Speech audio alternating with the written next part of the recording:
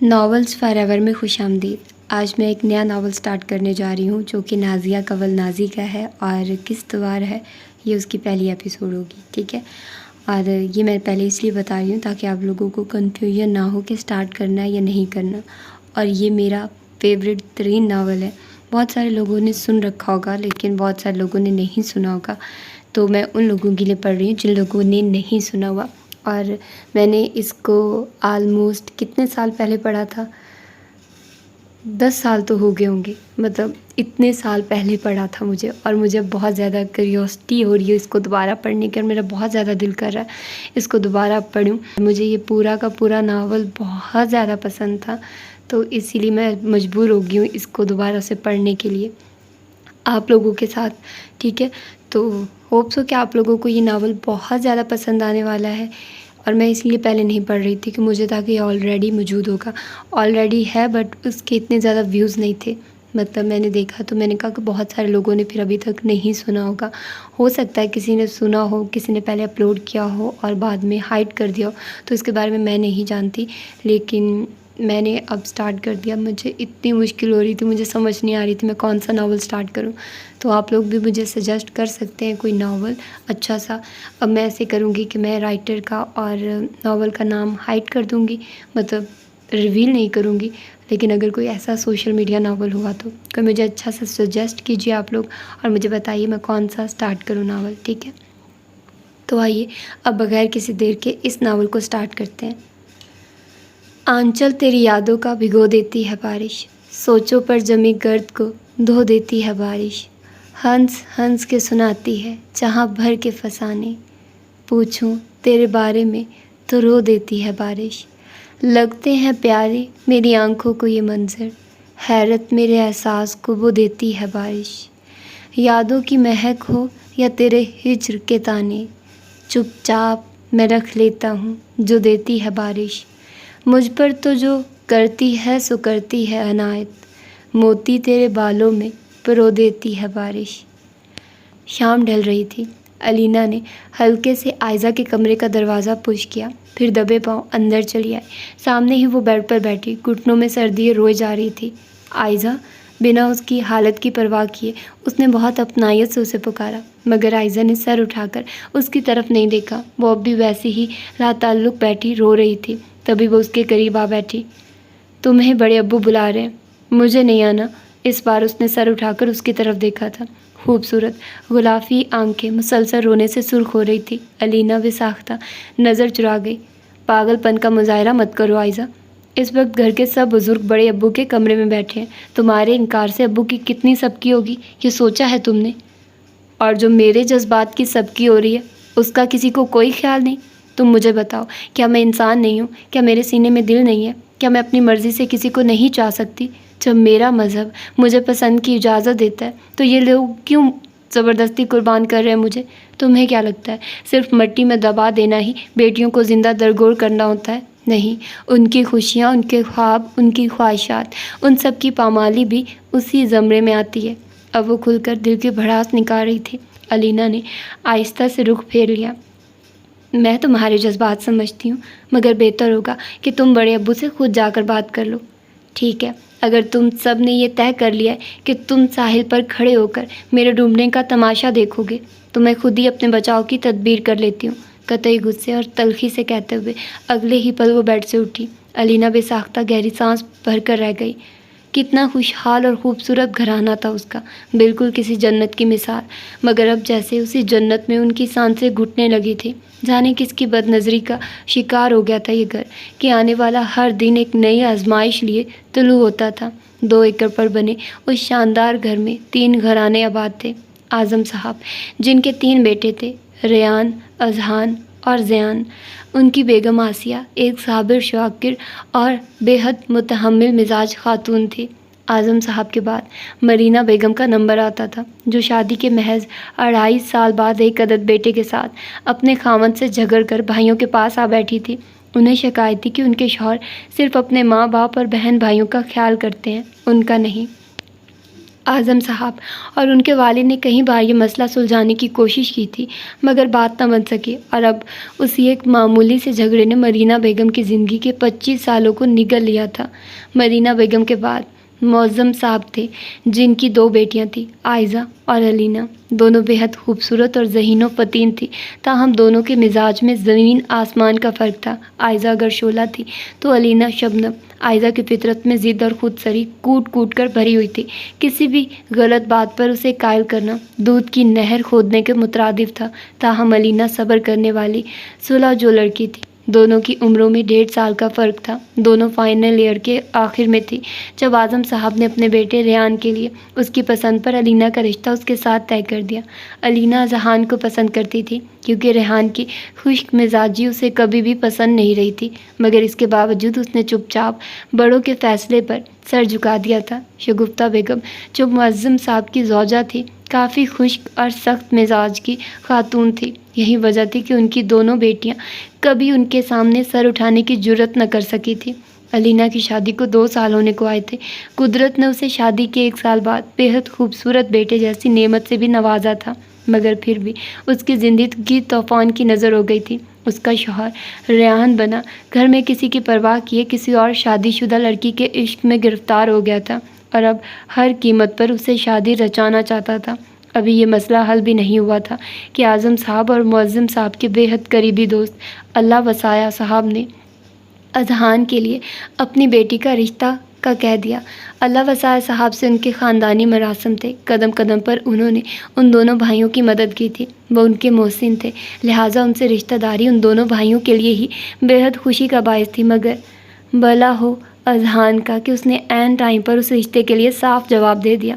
وہ کالج سے فارغ ہو چکا تھا اور اب اس کا ارادہ مزید تعلیم کے لیے باہر جانے کا تھا۔ شادی ابھی اس کے پروگرام میں کہیں نہیں تھی، لہٰذا کسی روز کے جھگڑوں کے بعد بالآخر اعظم صاحب کو ہار تسلیم کرنی پڑی کہ اپنے ایک فیصلے پر وہ پہلے ہی بہت شرمندہ تھے۔ ادھر اللہ وسایہ صاحب نے ان کی مجبوری کو سمجھتے ہوئے بنا کسی بات کا برا منائے اپنی بیٹی کی جگہ بیٹے کا رشتہ لے آئے کہ ان کا مقصد صرف آپس کے رشتوں کو مضبوط کرنا تھا، اور اس بار دونوں بھائیوں نے بنا کسی چوں چرا آپس میں مشورہ کر کے فوری رشتہ طے کر دیا تھا۔ دونوں کی بیگمات کو بھی اس رشتے پر کوئی اعتراض نہیں تھا، تاہم جب عائزہ تک یہ بات پہنچی تو اس نے طوفان اٹھا دیا، اور اب یہ گھر اسی طوفان کی زد میں تھا۔ دوپٹہ اچھی طرح سر پر سیٹ کر کے وہ اعظم صاحب کے کمرے میں داخل ہوئی تھی۔ السلام علیکم۔ وعلیکم السلام، آؤ بیٹھو۔ اس کے آہستہ سے سلام کرنے پر سب اس کی طرف متوجہ ہوئے تھے۔ وہ ان کے سامنے صوفہ پر بیٹھ گئی۔ اعظم صاحب نے ایک نظر معظم صاحب اور ان کی اہلیہ پر ڈالی، پھر اس کی طرف متوجہ ہو گئے۔ عائزہ بیٹی، اس گھر کا بڑا ہونے کے ناطے بہت سی ذمہ داریاں مجھ پر عائد ہوتی ہیں۔ انہی ذمہ داریوں میں ایک سب سے بڑی ذمہ داری اس گھر کے بچوں کی شادی بیاہ کی ہے۔ تم جانتی ہو اس وقت سارا گھر ریحان والے معاملے کی وجہ سے بہت پریشان ہے، اس لیے میں نہیں چاہتا کہ اس گھر میں مزید کوئی بدمزگی ہو۔ اللہ وسایہ بھائی بہت اچھے ہیں اور ان کا بیٹا بھی کسی سے کم نہیں، اسی لیے میں نے اور معظم نے اس رشتے کی حامی بھری۔ 1 منٹ بڑے ابو، اعظم صاحب کی بات ابھی جاری تھی کہ اس نے ایک دم سے انہیں ٹوک دیا۔ آپ نے مجھ سے پوچھے بغیر اس رشتے کی حامی کیوں بھری؟ کیا میں آپ کی اولاد نہیں تھی؟ علینا کی طرح آپ نے سوچا کہ میں بھی چپ چاپ آپ کے فیصلے پر سر جھکا دوں گی؟ مگر I'm sorry، میں علینا نہیں ہوں۔ دوسری بات، مجھے اس میں ذرا سا بھی شک نہیں کہ اللہ وسایہ انکل اور ان کا بیٹا اچھے نہیں ہیں۔ یقیناً وہ بہت اچھے ہوں گے، مگر میرا مسئلہ ان کی اچھائی یا برائی نہیں ہے، میرا مسئلہ ان کی دہی زندگی ہے۔ آپ جانتے ہیں میں نے بچپن سے اب تک نہایت عیش و عشرت والی زندگی گزاری ہے۔ میں اسی زندگی کی عادی ہوں، میری فطرت میں تھرل ہے، زندگی میں ایڈونچر کی شوقین ہوں۔ یہ ایک الگ بات ہے محض چند دنوں کے لیے کسی دیہات میں جانا اور وہاں رہ کر آنا ایک الگ بات ہے، مگر ساری زندگی وہاں جانوروں کی طرح عمر پوری کرنا میرے لیے بہت مشکل ہے، بلکہ میں کہوں گی ناممکن ہے۔ اور تیسری بات، زندگی میری ہے، اسے میں نے بسر کرنا ہے، میرے ماں باپ نے نہیں، لہٰذا بہتر ہوگا اگر ہاں کرنے سے پہلے آپ ایک بار مجھ سے بھی پوچھ لیتے، کیونکہ بیٹا نہ صحیح مگر بہرحال میں بھی اسی گھر کی بیٹی ہوں۔ اس کا لہجہ قطعی بے لچک تھا۔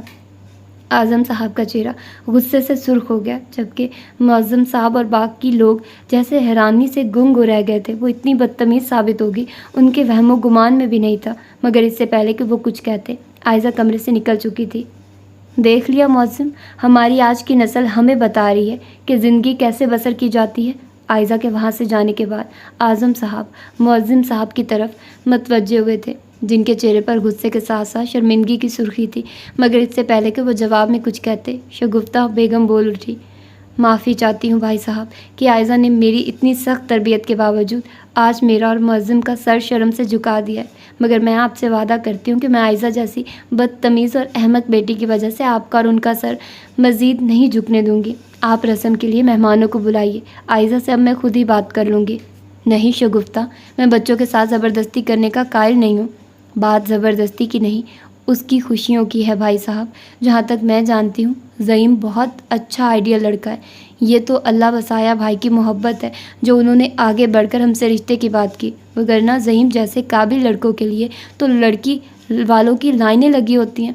آپ پلیز اس کی نادانی پر مت جائیے، اسے یقین بچپن سے ہر معاملے میں اکڑنے کی عادت ہے، آپ بسم اللہ کریے پلیز۔ لیکن اگر اذہان کی طرح اس نے بھی شدید رد عمل دکھایا تو؟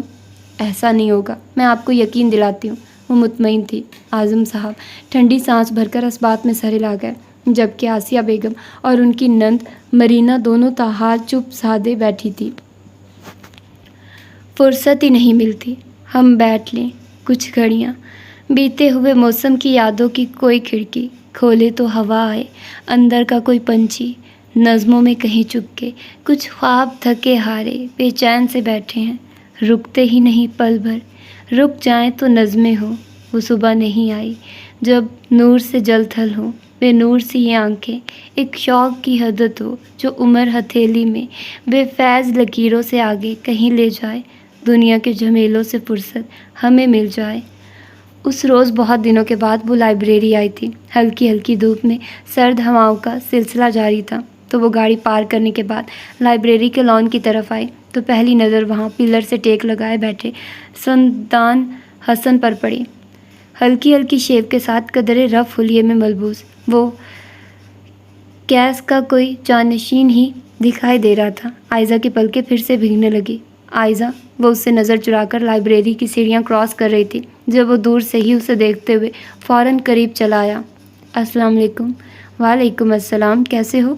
پتہ نہیں، تم کیسی ہو؟ پتہ نہیں، بنا اس کی طرف دیکھے اس نے اسی کے ٹون میں جواب لوٹایا تھا۔ وہ مسکرا دیا، اس کا مطلب ہے کہ تمہارا حال بھی مجھ سے مختلف نہیں شاید، چلو ادھر آؤ، بیٹھ کر بات کرتے ہیں۔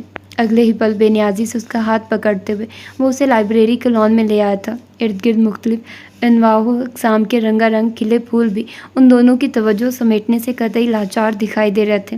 وہ گھاس پر عائزہ کے مقابل ٹک گیا۔ اب بتاؤ کیا بات ہے؟ کتنے دن ہو گئے لائبریری بھی نہیں آ رہی، نمبر بھی مسلسل بند ہے، یہ گریز کیوں عائزہ؟ میں مصروف تھی، وہ اس کی آنکھوں میں دیکھ رہا تھا۔ عائزہ کی پلکیں لرزنے لگی تھی۔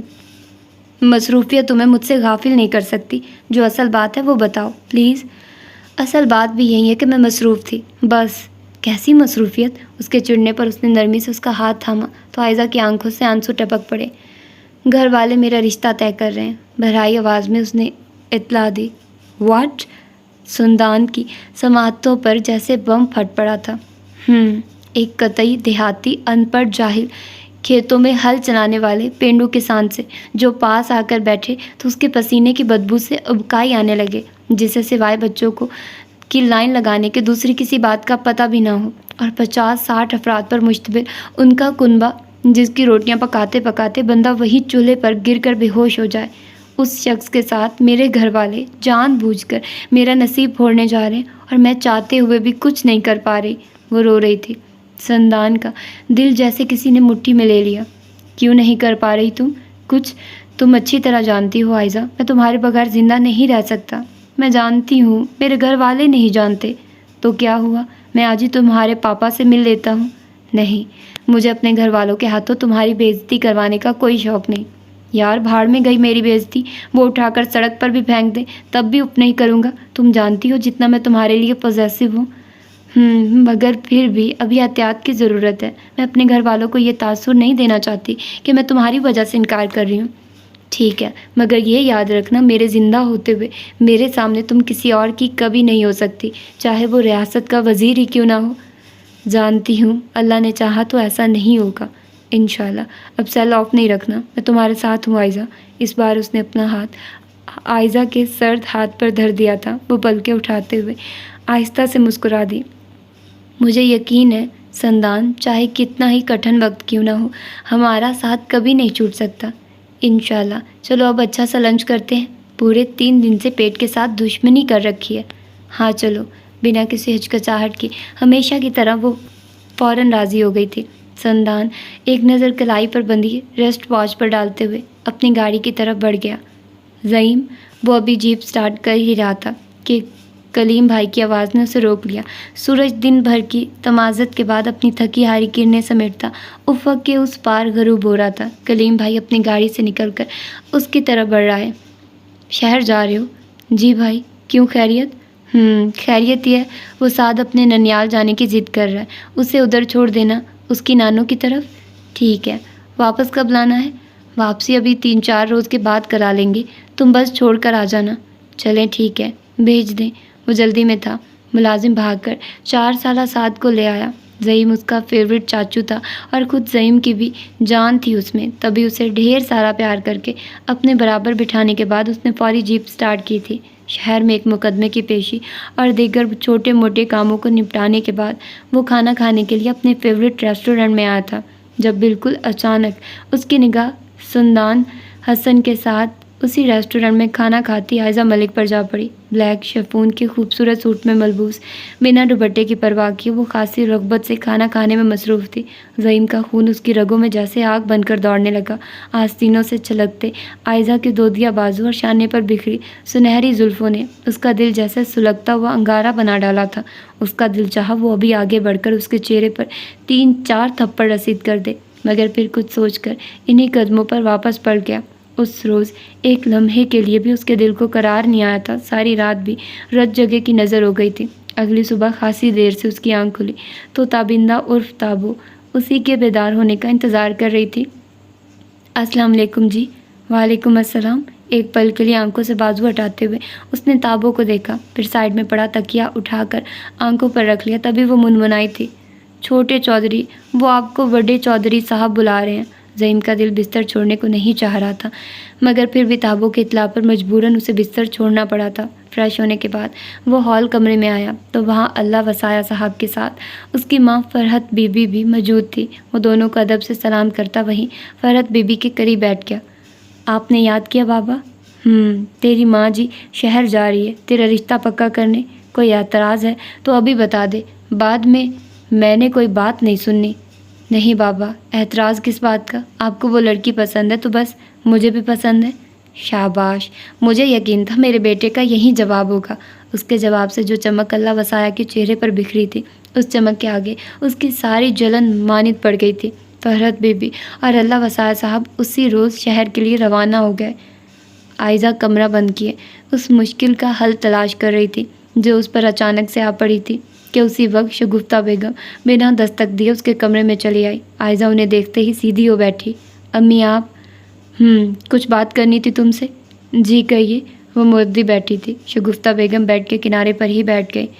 اذہان انگلینڈ جا رہا ہے اسی ماہ کی 24 تاریخ کو۔ تمہیں دہی زندگی اور وہاں کے لوگوں سے نفرت ہے، اسی لیے میں نے اور تمہارے بابا نے تمہاری سوچ کو مد نظر رکھتے ہوئے اذہان کے ساتھ تمہاری نسبت طے کرنے کا فیصلہ کیا ہے۔ امید ہے اب تمہیں اس رشتے پر کوئی اعتراض نہیں ہوگا، کیونکہ جہاں تک میں جانتی ہوں میری بیٹی کے کردار میں کوئی جھول نہیں ہے۔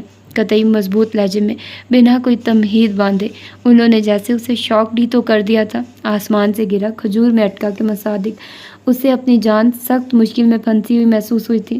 کچھ لمحوں کی خاموشی کے بعد جیسے مشکل سے رخ پھیرتے ہوئے اس نے کہا تھا، آئی ایم سوری امی، مگر میں اذہان کے ساتھ شادی نہیں کر سکتی۔ کیوں؟ اب اذہان کے ساتھ شادی میں کیا مسئلہ ہے؟ کوئی مسئلہ نہیں، مگر میں ابھی شادی کرنا ہی نہیں چاہتی، پلیز۔ یہ کوئی جواز نہیں انکار کا۔ 24 سال کی ہو گئی ہوں، تم سے 1.5 سال چھوٹی تمہاری بہن اس وقت ایک بچے کی ماں ہے، تو کون سی اچھی بات ہے؟ کبھی محسوس تو کریے وہ کتنی اذیت میں ہے۔ جانتی ہوں، مگر قدرت نے ماؤں کے ہاتھ میں ان کی اولاد کا نصیب لکھنے والا قلم نہیں پکڑا ہے۔ جو مائیں اپنے بچوں کی آنکھ میں آنے والے آنسو روک سکیں، ویسے بھی وہ اس کا نصیب ہے۔ تم صرف اس کی زندگی کو سامنے رکھ کر ہمیں بار بار ذلیل نہیں کر سکتی۔ امی میں ایسا کچھ نہیں کر رہی، بس میں اذہان اور ذہیم دونوں کے ساتھ شادی نہیں کر سکتی، پلیز آپ مجھے سمجھنے کی کوشش کریے۔ ٹھیک ہے تو پھر اس لڑکے کا نام بتا دو جس کے ساتھ تم شادی کرنا چاہتی ہو۔ اگلے ہی پل انہوں نے جیسے اس کے منہ پر لفظوں کا تماچا دے مارا تھا۔ عائزہ کا دل پوری شدت سے دھڑکنے لگا۔ نہیں، ایسی کوئی بات نہیں ہے۔ تو ٹھیک ہے، پھر کل شام میں تیار رہنا، زعیم کے گھر والے رسم کرنے کے لیے آ رہے ہیں۔ اگر تم نے کسی بھی قسم کی کوئی بدتمیزی کرنے کی کوشش کی تو یاد رکھنا عائزہ، میں تمہارا وہ حال کروں گی کہ تم خود پر افسوس کرنے کے قابل نہیں رہو گی۔ اس بار ان کا لہجہ بے حد سرد تھا۔ عائزہ کی ریڑھ کی ہڈی میں سنسناہٹ دوڑ گئی۔ شگفتہ بیگم اپنی بات مکمل کرنے کے بعد وہاں ٹھہری نہیں تھی۔ عائزہ کے اندر جیسے دھواں بھرنے لگا۔ بہت دیر رونے کے بعد بالآخر اس نے سندان کو کال ملائی تھی۔ وہ اس وقت ایک اہم میٹنگ میں مصروف تھا، تاہم عائزہ کی کال دیکھ کر اس نے فوری اس کی کال ڈسکنیکٹ کرتے ہوئے خود کال ملائی۔ ہیلو عائزہ۔ پہلی بیل پر ہی اس کی کال پک ہو گئی تھی، مگر دوسری طرف سے عائزہ کی آواز کے بجائے اس کی سسکیوں کی آواز سنائی دے رہی تھی۔ وہ پریشان ہو گیا۔ عائزہ پلیز بات کرو، کیا ہوا ہے؟ کچھ نہیں، یوں ہی رونے کو دل چاہ رہا تھا۔ کچھ دیر کی خاموشی کے بعد وہ بولی تھی۔ وہ مزید پریشان ہو گیا۔ یوں ہی رونے والی لڑکی نہیں ہو تم، مجھے بتاؤ پلیز کیا بات ہوئی ہے؟ کچھ نہیں، شام میں اس پینڈو کے گھر والے آ رہے ہیں منگنی کی رسم کرنے۔ اوہ ٹھیک ہے، میں بھی آ رہا ہوں شام میں۔ نہیں، تم نہیں آؤ گے۔ کیوں؟ اس بار وہ چیخا تھا۔ عائزہ نے آنسو پونچھ لیے۔ تمہارے آنے سے معاملہ حل نہیں ہوگا، بلکہ اور بھی زیادہ بگڑ جائے گا، کیونکہ ہم کسی بھی صورت اپنی برادری اور آزاد سے باہر رشتہ نہیں کرتے۔ جسٹ شٹ اپ یار، تم میرے ساتھ اتنا بڑا مذاق نہیں کر سکتی۔ مذاق تقدیر کر رہی ہے ہمارے ساتھ، میں نہیں۔ ٹھیک ہے، جو دل کہتا ہے کرو، اللہ حافظ۔ وہ ناراض ہو گیا۔ عائزہ لب بھینچ کر رو پڑی۔ تھوڑی ہی دیر بعد وہ اسے پھر کال ملا رہی تھی۔ اب کیا ہے؟ سندان پلیز میری مشکل کو سمجھنے کی کوشش کرو، مجھے مزید پریشان مت کرو پلیز۔ پریشان تو تم مجھے کر رہی ہو عائزہ، پہلے محبت کے سفر میں اتنا آگے لے آئی اور اب کہہ رہی ہو کہ تم لوگ برادری سے باہر شادی نہیں کرتے۔ میں اپنی فیملی کی بات کر رہی ہوں سنی، اپنے دل کی نہیں۔ مجھے نہیں سمجھ آ رہی کہ میں کیا کروں۔ اپنی مما سے بات کرو اور انہیں سب بتا دو۔ مائیں بیٹیوں کے زیادہ قریب ہوتی ہیں۔ میری امی ان ماؤں میں سے نہیں ہے، نہ ہی میرے ابو میں اتنا حوصلہ ہے کہ وہ اپنے بڑے بھائی یا بہن کے سامنے سر اٹھا کر اپنی اولاد کی خوشیوں کے لیے، ان کے حق کے لیے بات کر سکے۔ تو پھر بتاؤ میں کیا کروں؟ تم اپنی امی سے بات کرو، وہ یہاں آ کر میرے گھر والوں سے بات کریں۔ اس سے کیا ہوگا؟ میں نہیں جانتی، مگر شاید میری امی اپنا فیصلہ بدل دیں۔ ٹھیک ہے، میں امی سے بات کرتا ہوں، تم ٹینشن نہ لینا، سب ٹھیک ہو جائے گا۔ اللہ حافظ۔ وہ بری طرح انتشار کا شکار تھی، تبھی سندان کی تسلی پر فوراً کال ڈراپ کر دی۔ دوسری طرف سندان کا دل ایک دم سے ہر چیز سے اچاٹ ہو گیا تھا۔ عائزہ ملک اس کی زندگی میں آنے والی پہلی لڑکی نہیں تھی۔ اس سے پہلے بھی بہت سی لڑکیاں اس پر جان مارتی رہی تھی۔ آسمان کی طرح دکھ کی ہر دھوپ سے بچانے والے ماں باپ کی آنکھوں میں دھول جھونک کر کہیں کہیں راتیں اس کے ساتھ گزارتی رہی تھی۔ وہ جو کہ اپنے ماں باپ کا لاڈلا اور 2 بہنوں کا اکلوتا بھائی تھا، لہٰذا اس کی سرگرمیوں پر گھر میں کسی قسم کی کوئی روک ٹوک نہیں تھی۔ کبھی اگر اس کے پاپا اس پر غصہ کرتے بھی تھے تو اس کی ماما فوراً اس کی حمایت میں ان سے لڑ پڑتی تھی اور پھر اگلے 2-3 روز تک سارا گھر اس کے پاپا کا بائیکاٹ کر دیتا۔ نتیجتاً وہ ہار مان کر چپ رہتے۔ اس کی بڑی بہن کی شادی ہو چکی تھی اور اس کے 2 بچے تھے، بہت ہی خوبصورت اور کیوٹ۔ اس سے چھوٹی اریبہ ابھی کالج میں پڑھ رہی تھی اور سندان کا اس پر خاصا روب تھا۔ زندگی یوں ہی اپنی ڈگر پر چل رہی تھی کہ پھر ایک روز عائزہ ملک کسی بہار کے تازہ جھونکے کی مانند اس کی زندگی میں چلی آئی۔ ان دنوں وہ پنجاب یونیورسٹی کے فائنل ایئر میں تھا، جبکہ عائزہ مائیگریشن کروا کے پنجاب پشاور سے لاہور آئی تھی۔ وہ پریویس کی اسٹوڈنٹ تھی اور ملک سے باہر بھی گھوم آئی تھی۔ اس کے پاپا اور تایا کا سیاست میں اچھا کردار تھا، تبھی اپنی عادت کے عین مطابق وہ اس کے پیچھے ہاتھ دھو کر پڑا تھا، مگر یہاں پہلی بار اس کی وجاہت، ذہانت، اسٹیٹس اور ہوشیاری کو شکست ہوئی تھی، کیونکہ اس کی ہر طرح کوشش کے باوجود کہیں ماں تک عائزہ نے اسے لفٹ نہیں کروائی تھی، یہاں تک کہ وہ اس کا جنون بن گئی۔ پہلی بار جب اس نے صدقے دل سے اس کے سامنے اظہار محبت کیا تھا، اس نے نہ صرف اس کی محبت کو ریجیکٹ کر دیا بلکہ اچھی خاصی بےعزتی بھی کر ڈالی، اور تب پہلی بار اس نے جانا تھا کہ ٹھکرائے جانے کی تکلیف کیا ہوتی ہے۔ عائزہ کے معاملے میں اس کے جذبے سچے تھے، تبھی اس کی طرف سے ہونے والی عزت افزائی پر شدید ہرٹ ہو کر اس نے خودکشی کی کوشش کی، مگر بچ گیا، اور یہی اس کی اس حرکت کے بعد عائزہ نے اس کے ساتھ اپنا رویہ تبدیل کیا تھا۔ رفتہ رفتہ سندان کی وارفتگیاں رنگ لاتی گئی اور اس نے بنا کسی انجام کی پرواہ کیے اس کی محبت کا جواب محبت سے دینا شروع کر دیا۔ یونیورسٹی سے فارغ ہونے کے بعد بھی صرف عائزہ کے لیے وہ یونیورسٹی آتا رہا تھا۔ اسی دوران ایک لڑکی ثانیہ جو اس سے بہت کلوز تھی اور کئی بار صرف شادی کے لالچ میں اس کے ہاتھوں اپنی عزت گوا بیٹھی تھی، حاملہ ہو گئی۔ سندان چونکہ نئی تتلی پکڑ چکا تھا لہٰذا اس نے ثانیہ سے صاف آنکھیں پھیر لی۔ بہت دنوں تک وہ اس کے پیچھے آتی رہی تھی مگر سندان نے اس کی کسی بھی قسم کی مدد سے صاف انکار کر دیا۔ نتیجتاً ایک روز یونیورسٹی میں ہی اس کی موت کی خبر آ گئی تھی۔ اس کے لیے ایسی خبریں معمول کا حصہ تھی۔ جو لڑکی اپنی عصمت کا پاس نہ رکھ سکے اور ایک غیر محرم پر بھروسہ کر کے بنا دنیا و آخرت کی بربادی کی فکر کیے اپنا سب کچھ اس کے حوالے کر دے، اس لڑکی کو اس کی نظر میں ایسی ہی حرام موت مر جانا چاہیے تھا۔ تاہم اپنے بارے میں اس کی رائے قدرے مختلف تھی۔ اس کی نظر میں مرد صرف عیش و عشرت کے لیے پیدا کیا گیا تھا۔ اکثر اگر اس کا کوئی دوست اسے ملامت کرتا تو وہ صاف کہہ دیتا، اسٹاپ اٹ یار، میں بازو سے پکڑ کر کسی کو گھر سے نکال کر نہیں لاتا، لڑکیاں خود آتی ہیں میرے قریب برباد ہونے کے لیے، لہٰذا بہتر ہوگا تم جا کر انہیں سمجھاؤ۔ تاہم عائزہ سے محبت کے بعد اس نے باقی لڑکیوں پر نو لفٹ کا بورڈ لگا دیا۔ صرف عائزہ کو پانے کے لیے اس نے پاپا کا آفس بھی جوائن کر لیا تھا اور اپنی ڈانس میں ماضی کے گناہوں سے بھی توبہ کر لی تھی، مگر کچھ بد دعائیں کبھی انسان کا پیچھا نہیں چھوڑتی اور سندان حسن بھی شاید ایسے ہی کسی کی بد دعاؤں کی زد میں آنے والا تھا کہ ہر اچھا اور برا عمل کبھی نہ کبھی پڑھ کر ضرور آتا ہے۔ علینا نے ایک مرتبہ پھر نظر اٹھا کر سامنے دیوار پر لگے کلاک پر نظر ڈالی۔ شب کے 2:30 بج رہے تھے مگر ریحان کی ابھی تک گھر واپسی نہیں ہوئی تھی۔ اعظم صاحب 1 بجے تک جاگ کر اس کی گھر واپسی کا انتظار کرتے رہے تھے مگر وہ نہیں آیا تھا اور اب تو اس کی آنکھیں بھی بند ہونے لگی تھی۔ ننھے سمدان کو اگر بہت تیز بخار نہ ہوتا تو شاید اب تک تھک ہار کر وہ سو جاتی، مگر ریحان کے ساتھ ساتھ اسے سمدان کی فکر نے بھی جگائے رکھا تھا۔ خدا خدا کر کے اس کا بخار قدرے کم ہوا تو علینا کی آنکھ لگ گئی۔ گود میں ننھے سمدان کو لیے وہ بیڈ پر بیٹھے بیٹھے سو گئی تھی۔ ریحان تقریباً 3 بجے گھر واپس آیا تو وہ سامنے بیڈ پر بے حال سی بیٹھی سو رہی تھی۔ وہ تھکا ہوا تھا، تب ایک سرسری نگاہ اس کے شکستہ سراپا پر ڈالنے کے بعد واش روم کی طرف بڑھ گیا۔ آج کل گھر میں کیا کھچڑی پک رہی تھی اسے متعلق خبر نہیں تھی، نہ ہی وہ خبر رکھنا چاہتا تھا، اسے تو آج کل اپنی پڑی ہوئی تھی۔ زرنیلا کے عشق نے اس سے اس کا سکھ، چین، بھوک، پیاس سب کچھ چھین لیا تھا۔ اس وقت بھی وہ اس کے گھر سے اس سے مل کر آیا تھا کیونکہ اس کا شوہر اپنی کاروباری مصروفیت کی وجہ سے شہر سے باہر تھا اور بچے اس کے چھوٹے تھے، لہٰذا وہ اس کے ساتھ اپنی مرضی سے سکون کی گھڑیاں گزار سکتا تھا۔ اگلے 30 منٹ میں بات لے کر وہ کمرے میں واپس آیا تو تھکن حد سے سوا تھی مگر پھر بھی دور دور تک نیند کا نام و نشان نہیں تھا۔ تبھی جھک کر اس نے جیسے ہی سمدان کی پیشانی پر لب رکھ کے چونک اٹھا۔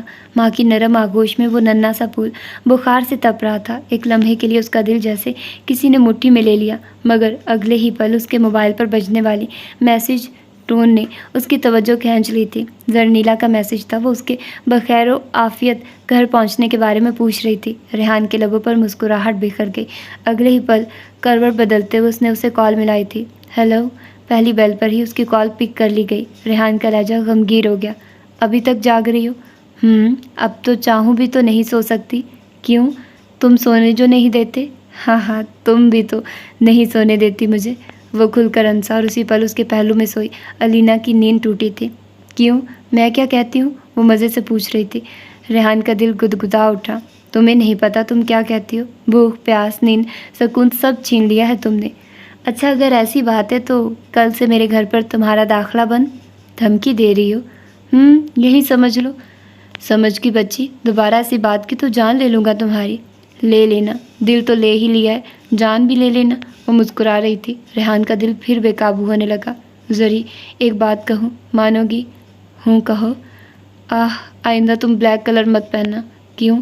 بس یہ کلر بہت اٹھتا ہے تم پر، مجھے خود پر کنٹرول رکھنا مشکل ہو جاتا ہے۔ اور اس بار وہ کھلکھلا کر ہنسی تھی۔ گڈ، ابھی تو جناب خود پر کنٹرول رکھتے ہیں، کنٹرول نہ رکھے تو پتہ نہیں کیا ہو۔ وہ اس کے الفاظ کو جی بھر کر انجوائے کر رہی تھی۔ ریحان کے اندر بے قراری بکھر گئی۔ ڈر تو نہیں لگ رہا میرے آنے کے بعد؟ لگ رہا ہو تو کیا کرو گے؟ وہ فل موڈ میں تھی۔ وہ بے چینی سے اٹھ بیٹھا۔ کیا کرنا ہے؟ ابھی گاڑی لے کر نکل پڑوں گا۔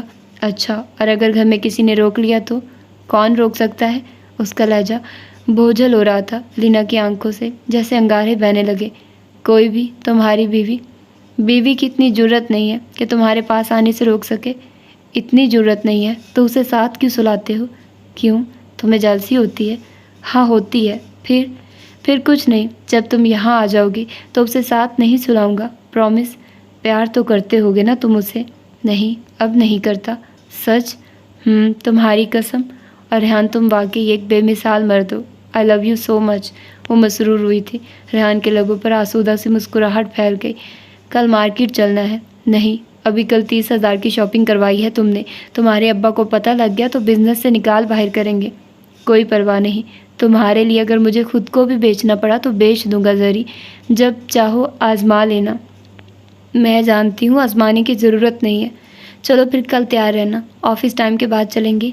ओके ठीक है, अब सो जाओ, शब बखैर। मोबाइल फ़ोन की स्क्रीन को किस करने के बाद उसने सेल साइड पर रख दिया था। अलीना ने जल्दी से आंखें बंद कर ली। मबादा वो उसे जागता हुआ देख ले, मगर उसका दिल उस लम्हे बहुत शिद्दत से धड़क रहा था। रेहान ने करवट बदली थी और नन्हे समदान को उसकी गोद से उठाकर अपने बाजू पर सुलाया था। वो बेआवाज़ सिसक उठी। शादी के इब्तदाई दिनों में उसने उसकी मोहब्बत की शिद्दतें देखी थी। वो लोगों में से था जो टूट कर चाहते हुए टूट जाते हैं मगर अपनी आदतें नहीं बदलते। तब वो उसे भी यूं ही अपने बाजू पर सुलाकर प्यार करता था, मगर अब तो जैसे उसकी मोहब्बत, उसकी तवज्जो, उसका एहसास उसके लिए जैसे शजरे ममनू होकर रह गया था। अंदर का हब्स था कि गुजरते हर पल के साथ जैसे बढ़ता ही जा रहा था। वो उठी और कमरे से निकलकर बाहर लॉन से महका कॉरिडोर की सीढ़ियों पर आ बैठी थी। सबक रवि से चलती सर्द हवाओं का साथ रात की स्याह चादर से बस फिसला ही चाहता था और कॉरिडोर के पिलर से टेक लगाकर चुपचाप पलकें मूंद गई। रेहान, वो तैयार होकर ऑफिस के लिए निकल रहा था जब डाइनिंग टेबल के गिर्द बैठे आज़म मलिक साहब ने पाटदार आवाज़ में उसे पुकारा। अलीना उस वक्त किचन में थी। रेहान की पेशानी पर बल पड़ गए, ताहम फिर भी वो पलटकर डाइनिंग टेबल तक आया था। अस्सलाम वालेकुम। वालेकुम अस्सलाम, बैठो। घर के सब अफराद उस वक्त वहीं मौजूद थे। वो बादल नख्वास्ता कुर्सी खींचकर वहीं बैठ गया। बरखुरदार, सिर्फ एक लड़की ने तुम्हें यह भी भुला दिया है कि तुम्हारा एक बेटा है जो तुमसे बेहद मानूस है। एक बीवी है जिसके साथ तुमने अपनी पसंद और मर्जी से शादी की थी। एक बूढ़ा बाप और बेहद मुशफिक माँ है जो तुम्हारी ज़रा सी देर घर वापसी पर सारी रात नहीं सोती। बाबा प्लीज़, मैं इस वक्त आपका कोई भी लेक्चर सुनने के मूड में नहीं हूँ, क्योंकि मेरा मूड इस वक्त बहुत फ्रेश है और किसी भी तौर से ख़राब नहीं करना चाहता। आज़म साहब की शिकवे का जवाब उसने बेहद तल्खी से दिया था। किचन में खड़ी अलीना का दिल जैसे कट कर रह गया। और जहाँ तक ज़री की बात है तो मैं आपको वाज़े लफ्ज़ों में बता चुका हूँ कि वो मेरी ज़िंदगी है। अगर आप कुछ भी करके मुझे उससे दूर करने की कोशिश करेंगे तो मैं हर चीज़ को आग लगा दूंगा। वो नहीं है तो मेरे लिए किसी चीज़ की कोई अहमियत नहीं है। क्या बीवी, क्या बेटा, क्या बिजनेस, तनपुर से पुर लहजे में कहते हुए अगले ही पल वो कुर्सी से उठ खड़ा हुआ था। चलता हूँ, ऑफिस से देर हो रही है मुझे। अपनी बात मुकम्मल करने के बाद वो मज़ीद एक पल भी वहाँ नहीं ठहरा था। अलीना के लिए अपने आंसुओं पर काबू पाना दुश्वार हो गया था। आज़म मलिक साहब का सर यूँ झुक गया था जैसे वो सजाए मौत के मुजरिम हो। उसी रोज़ रात में फिर उसकी घर वापसी खासी लेट हुई थी। अलीना की आँख खुली तो वो सोफे पर बैठा जूते उतार रहा था। उसे वॉशरूम जाना था, सो बिना उस पर दूसरी निगाह डाले वो उठकर वॉशरूम की तरफ बढ़ गई थी। अगले 5 मिनट के बाद वो कमरे में वापस आए तो रेहान ड्रेसिंग टेबल के सामने खड़ा अपनी रिस्ट वॉच उतार रहा था। अलीना सिर्फ एक नज़र भी देख सकती थी कि उसका मूड बेहद ख़राब है। तभी बिना उसे कुछ कहे वो बेड की तरफ आई थी, मगर रेहान ने उसके से पहले ही उसका बाजू दबोच लिया था। क्या चाहती हो तुम? तलाक दे दूँ मैं तुम्हें? सुबह वो जिस मूड के साथ घर से निकला था उस वक्त भी उसका वही मूड था। वो लर्ज़ कर रह गई। क्यों? मैंने क्या किया है? क्या किया है? ज़िंदगी अजाब बनाकर रख दी है मेरी। मजलूमियत का इश्तहार बनकर सारे घर को मेरे खिलाफ कर दिया है। नहुसत बिखेर कर रख दिया मेरी पूरी ज़िंदगी में। वो इतना तल्ख क्यों हो रहा था वो नहीं जानती थी, मगर उसका दिल ज़रूर दुख से भर आया था। बाजू छोड़िए मेरा। बिना उसकी तलखी का कोई जवाब दिए उसने दुरस्तगी से अपना बाजू उसकी मजबूत गिरफ्त से छुड़ाने की कोशिश की थी। जब वो नफरत सबसे परे धकेलते वार्निंग देते लहजे में बोला, मेरा दिल चाहता है मैं तुम पर पेट्रोल छिड़क कर आग लगा दूं, ताकि ना तुम्हारा मनहूस वजूद बाकी रहे, ना मेरे और ज़री के एक होने में कोई रुकावट बने। वो अब भी खामोश रही थी, ताहम रेहान के बेदर्दी से धकेलने पर तवाज़ुन बरकरार न रखते हुए वो ड्रेसिंग के कोने से टकराई थी और उसकी पेशानी से खून निकल पड़ा था। आंखों के सामने एक पल के लिए जैसे अंधेरा छा गया था। وہ سر پکڑتی وہیں بیٹھ گئی۔ ریحان اپنی بات کے جواب میں اس کی مسلسل خاموشی پر کمرے سے نکل گیا۔ اس کے دل میں اس لمحے جیسے آگ لگی تھی۔ صبح وہ کتنا خوش تھا کہ آج سارا دن زرنیلا کے ساتھ گزارے گا، مگر اس وقت اس کے ارمانوں پر اوس پڑ گئی جب آفس میں میٹنگ کے دوران اس نے کال کر کے بتایا کہ اس کا شوہر گھر واپس آ گیا اور اب وہ گھر سے باہر نہیں نکل سکتی۔ ریحان کا دل چاہا وہ سیل فون کو کرچی کرچی کر دے، مگر اس نے ایسا کرنے کے بجائے ضبط کیا تھا اور میٹنگ ادھوری چھوڑ کر آفس سے نکل آیا۔ رات 1 بجے تک اسے امید رہی کہ زرنیلا کی کال یا میسج آئے گا اور وہ باہر نہ صحیح اسے گھر پر ملنے کے لیے بلائے گی، مگر ایسا نہیں ہوا تھا۔ رات کے 1 بجے کے بعد بے حد اضطراب اور مایوسی کے عالم میں وہ گھر واپس لوٹا تھا اور اب بے قصور الینا پر اپنے اندر کی فرسٹریشن نکالی تھی۔ اس کا بس نہیں چل رہا تھا کہ ہر چیز کو توڑ پھوڑ کر رکھ دے۔ رات کی خاموشی، سبک روی سے چلتی سرد ہوائیں، روشنی کی کرنیں بکھیرتا چاند، کچھ بھی تو اچھا نہیں لگ رہا تھا۔ وہ گھر پر تھا اور وہ اپنے شوہر کے ساتھ تھی۔ یہ احساس کتنا تکلیف دہ تھا اس کے لیے، مگر کاش کوئی سمجھ سکتا۔ ایک کے بعد دوسری اور دوسری کے بعد تیسری سگریٹ جلاتے ہوئے وہ ان لمحوں میں ڈوبتا جا رہا تھا جب اس نے پہلی بار زرنیلا کو دیکھا تھا۔ وہ ایک خوبصورت طرح دار عورت تھی جسے خود کو بنا سنوار کر رکھنا آتا تھا۔ ریحان کی شادی کو اس وقت 1 سال ہونے کو آیا تھا اور الینا کی پریگننسی اختتامی مراحل میں تھی۔ یہ شادی اس کی پسند اور مرضی سے ہی ہوئی تھی، مگر الینا میں اس کی دلچسپی اب کم ہوتی جا رہی تھی اور اس کی سب سے بڑی وجہ الینا کی سادگی تھی۔ الینا ایک خاموش طبع، سادہ مزاج لڑکی تھی جس کی زندگی صرف گھر اور اس کے مکین تھے جہاں وہ رہتی تھی۔ اسے اس گھر سے باہر کی دنیا کا کوئی پتہ نہیں تھا۔ شاید یہ اس کے کردار کی پاکیزگی ہی تھی جو نور بن کر اس کی پیشانی پر چمکتی تھی اور ریحان کے دل کو چھو گئی تھی۔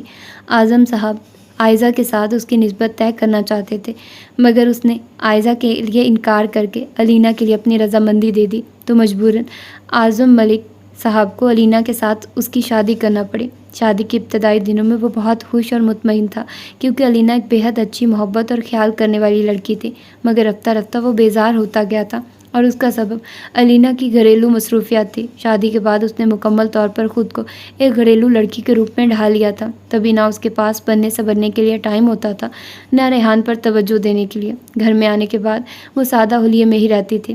ریحان اگر ضد کر کے اسے کہیں باہر گھمانے کے لیے لے کر جاتا تو تھوڑی ہی دیر کے بعد اسے گھر واپسی کی فکر لاحق ہوتی۔ اس کا دل کبھی موویز دیکھنے کو چاہتا تو وہ بدک جاتی، کانوں کو ہاتھ لگا کر توبہ استغفار کرتی اور اس کا ساتھ دینے سے صاف انکار کر دیتی۔ کبھی کسی دوست کے گھر یا کسی فنکشن میں لے کر جاتا تو سارا وقت سر ڈھانپے نقاب کیے بیٹھی رہتی اور وہ چڑ جاتا۔ صرف اسے ستانے کے لیے پہلی بار وہ پورے 2 ہفتوں تک اس کے قریب نہیں گیا تھا، مگر ان 2 ہفتوں میں ایک بار بھی الینا نے اس کی طرف پیش قدمی کر کے اپنی کسی خواہش کا اظہار نہیں کیا تھا۔ یہیں سے وہ بددل ہوا تھا اور اس نے گھر سے فرار تلاش کر لی۔ اس کی نظر میں الینا کے لیے اس کا ہونا نہ ہونا برابر تھا، جبکہ وہ اپنی فطری شرم کے ہاتھوں مجبور تھی۔ یہ سچ تھا کہ شادی سے پہلے وہ اسے پسند نہیں کرتی تھی، مگر شادی کے بعد اس کی ساری محبت، ساری خواہشات، سارے خواب صرف ریحان کی ذات کے ساتھ جڑ کر رہ گئے تھے۔ وہ ذرا سا آفس سے لیٹ ہو جاتا تو اس کا دل ڈوبنے لگتا تھا، کبھی بے رخی سے بات کرتا تو وہ کٹ کر رہ جاتی۔ ریحان کی وارستگیاں، اس کی شدتیں اسے اچھی لگتی تھی، مگر وہ چاہتے ہوئے بھی خود سے اسے پیار کرنے کے لیے نہیں کہہ سکتی تھی۔ یہی وجہ تھی کہ ریحان کی لا تعلقی پر وہ اندر سے بجھ کر رہ گئی تھی، مگر اس نے ریحان سے گلہ نہیں کیا۔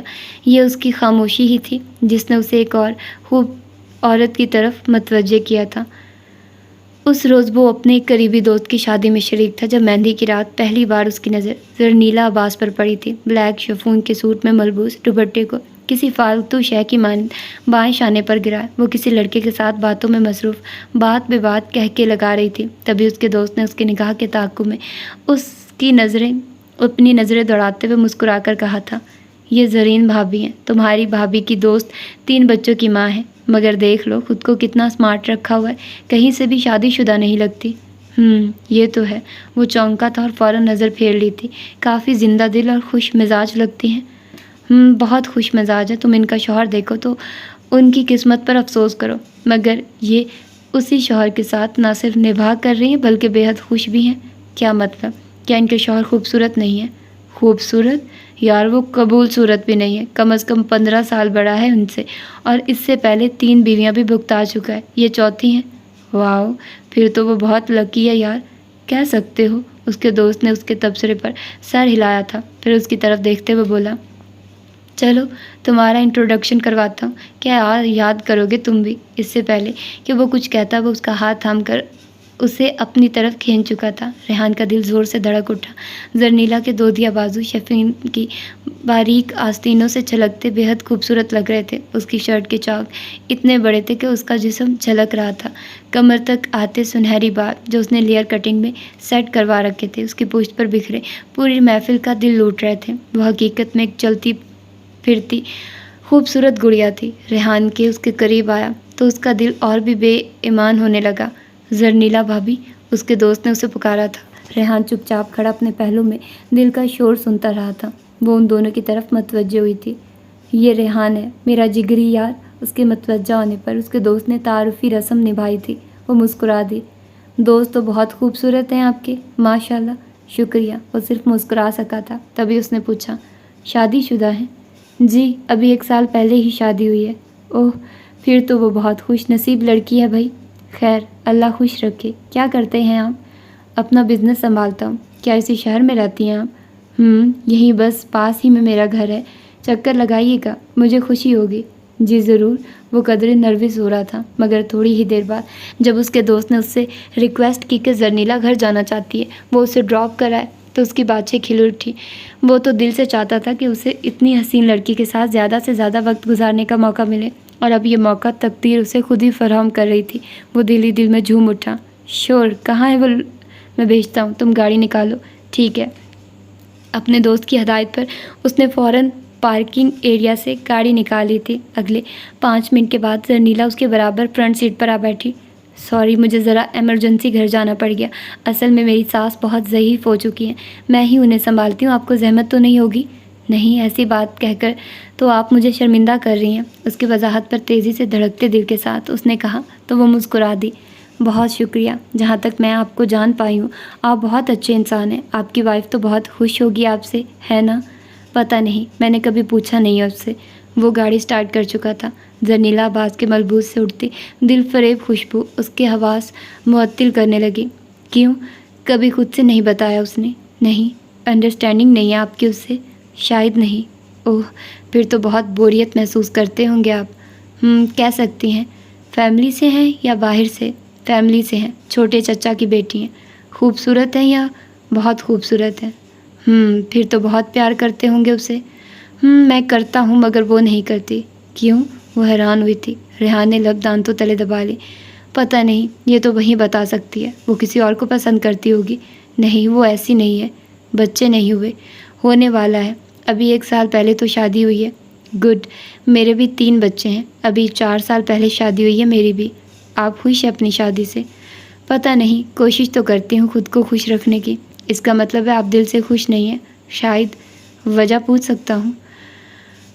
میرے شوہر مجھ سے کافی بڑے ہیں، مجھ سے پہلے 3 بیویوں کے ساتھ وقت گزار چکے ہیں، اس لیے وہ سارے جذبے، وہ محبت، وہ شدت جو کسی مرد کی ایک عورت کے لیے ہوتی ہے، وہ ان کے پاس نہیں ہے۔ بہت روکھی پھیکی سی زندگی ہے میری۔ وہ اداس ہو گئی تھی۔ ریحان نے گاڑی روک دی۔ ایسے مرد کے ساتھ شادی کرنے کی ضرورت ہی کیا تھی؟ آپ جیسی لڑکی کو رشتوں کی کمی تو نہیں ہوگی؟ ٹھیک کہہ رہے ہیں آپ، بس تقدیر کے کھیل ہوتے ہیں سارے۔ پھر بھی کوئی وجہ تو ہوگی اس شادی کی۔ وہ اسے کریدنا چاہتا تھا۔ زرنیلا نے رخ پھیر لیا۔ وجہ میری غربت تھی، 7 بہنیں ہیں میری، بہت غربت میں زندگی بسر کی ہے میں نے۔ غریب ہونے کی وجہ سے ہی کوئی اچھا رشتہ نہیں آیا۔ میری ماں بہت کم عمر تھی، مگر باپ بہت ضعیف، شاید اسی لیے وہ ہمارا بوجھ نہ اٹھا سکا، اور گھر میں آئے روز پاکے ہوتے رہے۔ کوئی دن ہی ایسا طلوع ہوتا تھا جب ہمیں پیٹ بھر کر کھانا نصیب ہوتا۔ اسی لیے جب عفان کا رشتہ آیا تو میری ماں نے ایک پل بھی سوچنے کی ضرورت محسوس کیے بغیر فون پر نکاح کر دیا۔ ان دنوں یہ دبئی میں ہوتے تھے، میں نے انہیں دیکھا بھی نہیں تھا۔ پھر کیا؟ پھر شادی ہو گئی۔ میں دلہن بن کر سج سور کر دبئی چلی گئی۔ وہاں جب عفان نے مجھے ریسیو کیا تو پہلی بار انہیں دیکھ کر میری آنکھیں بھر آئیں، مگر پھر رفتہ رفتہ سب ٹھیک ہو گیا، وہ بتا رہی تھی۔ ریحان نے خاموشی سے گاڑی پھر سے سٹارٹ کر دی۔ اگلے 10 منٹ کے بعد اس نے اس کے گھر کے سامنے بریک لگائی تھی۔ یہ لیں، آ گئی آپ کی منزل۔ شکریہ، میں چاہوں گی آپ ایک کپ چائے پی کر جائیے۔ نہیں، پھر کبھی صحیح، ابھی بہت رات ہو گئی ہے۔ مناسب نہیں لگتا۔ چلیں جیسے آپ کی مرضی، مگر میں آپ سے رابطہ ضرور رکھنا چاہوں گی. کیا آپ اپنا سیل نمبر دیں گے؟ شور. وہ تو خود اس سے رابطہ رکھنا چاہتا تھا. تبھی ایک لمحہ ضائع کیے بغیر اس نے اسے اپنا سیل نمبر نوٹ کروا دیا تھا.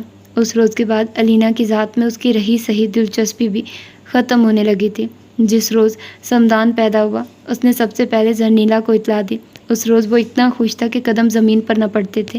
آہستہ آہستہ دونوں کے درمیان اجنبیت کی دیوار گرتی گئی تھی.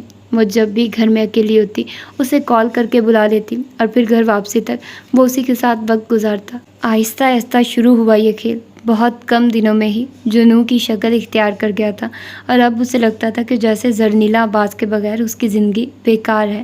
وہ اسے اپنا ہر مسئلہ کھل کر شیئر کرتا، اپنی ہر خوشی ہر دکھ اس کے گوش گزار کرتا. بہت آسانی سے اس نے علینا کی جگہ زرنیلا عباس کو دے دی تھی اور وہ خوش تھا. زرنیلا خود بھی اس کے عشق میں مبتلا ہو چکی تھی اور اس کا ارادہ بھی اب اپنے شوہر سے چھٹکارا پا کر ریحان کے ساتھ زندگی بسر کرنے کا تھا. دونوں کے درمیان بہت سارے عہد و پیمان ہو چکے تھے اور اب ان عہد و پیمان کو عملی جامہ پہنانے کا وقت آ پہنچا تھا. تم نہیں ہو تو ایسا لگتا ہے جیسے ویراں ہو راہ گزرے حیات، جیسے خوابوں کے رنگ پھیکے ہوں، جیسے لفظوں سے موت رستی ہو، جیسے سانسوں کے تار بکھرے ہوں، جیسے نوحہ کنا ہو صبح چمن. تم نہیں ہو تو ایسا لگتا ہے جیسے خوشبو نہیں ہو کلیوں میں، جیسے سونا پڑا ہو شہر دل، جیسے کچھ بھی نہیں ہو گلیوں میں، جیسے خوشیوں سے دشمنی ہو کوئی، جیسے جذبوں سے آشنائی نہ ہو، جیسے ایک عمر کی مسافت پر بات کچھ بھی سمجھ آئی نہ ہو، جیسے چپ چاپ آرزو کے سفر، جیسے رک رک کے سانس چلتی ہو، جیسے بے نام ہو دعا کا سفر، جیسے قسطوں میں عمر کٹتی ہو، جیسے ایک خوف کے جزیرے میں جائے کوئی آواز دے کے چھپ، جیسے ہنستے ہوئے اچانک کی غم کی پرواز سے آنکھ بھر آئے. تم نہیں ہو تو ایسا لگتا ہے. زعیم کے گھر والے منگنی کی رسم کے لیے آ گئے تھے. وہ پنجرے میں قید چڑیا کی مانند بے حد مضطرب ٹیرس پر ادھر سے ادھر چکر لگاتی رہی. کچھ سمجھ میں نہیں آ رہا تھا کہ اس اچانک پڑنے والی افتاد سے کیسے چھٹکارا حاصل کرے.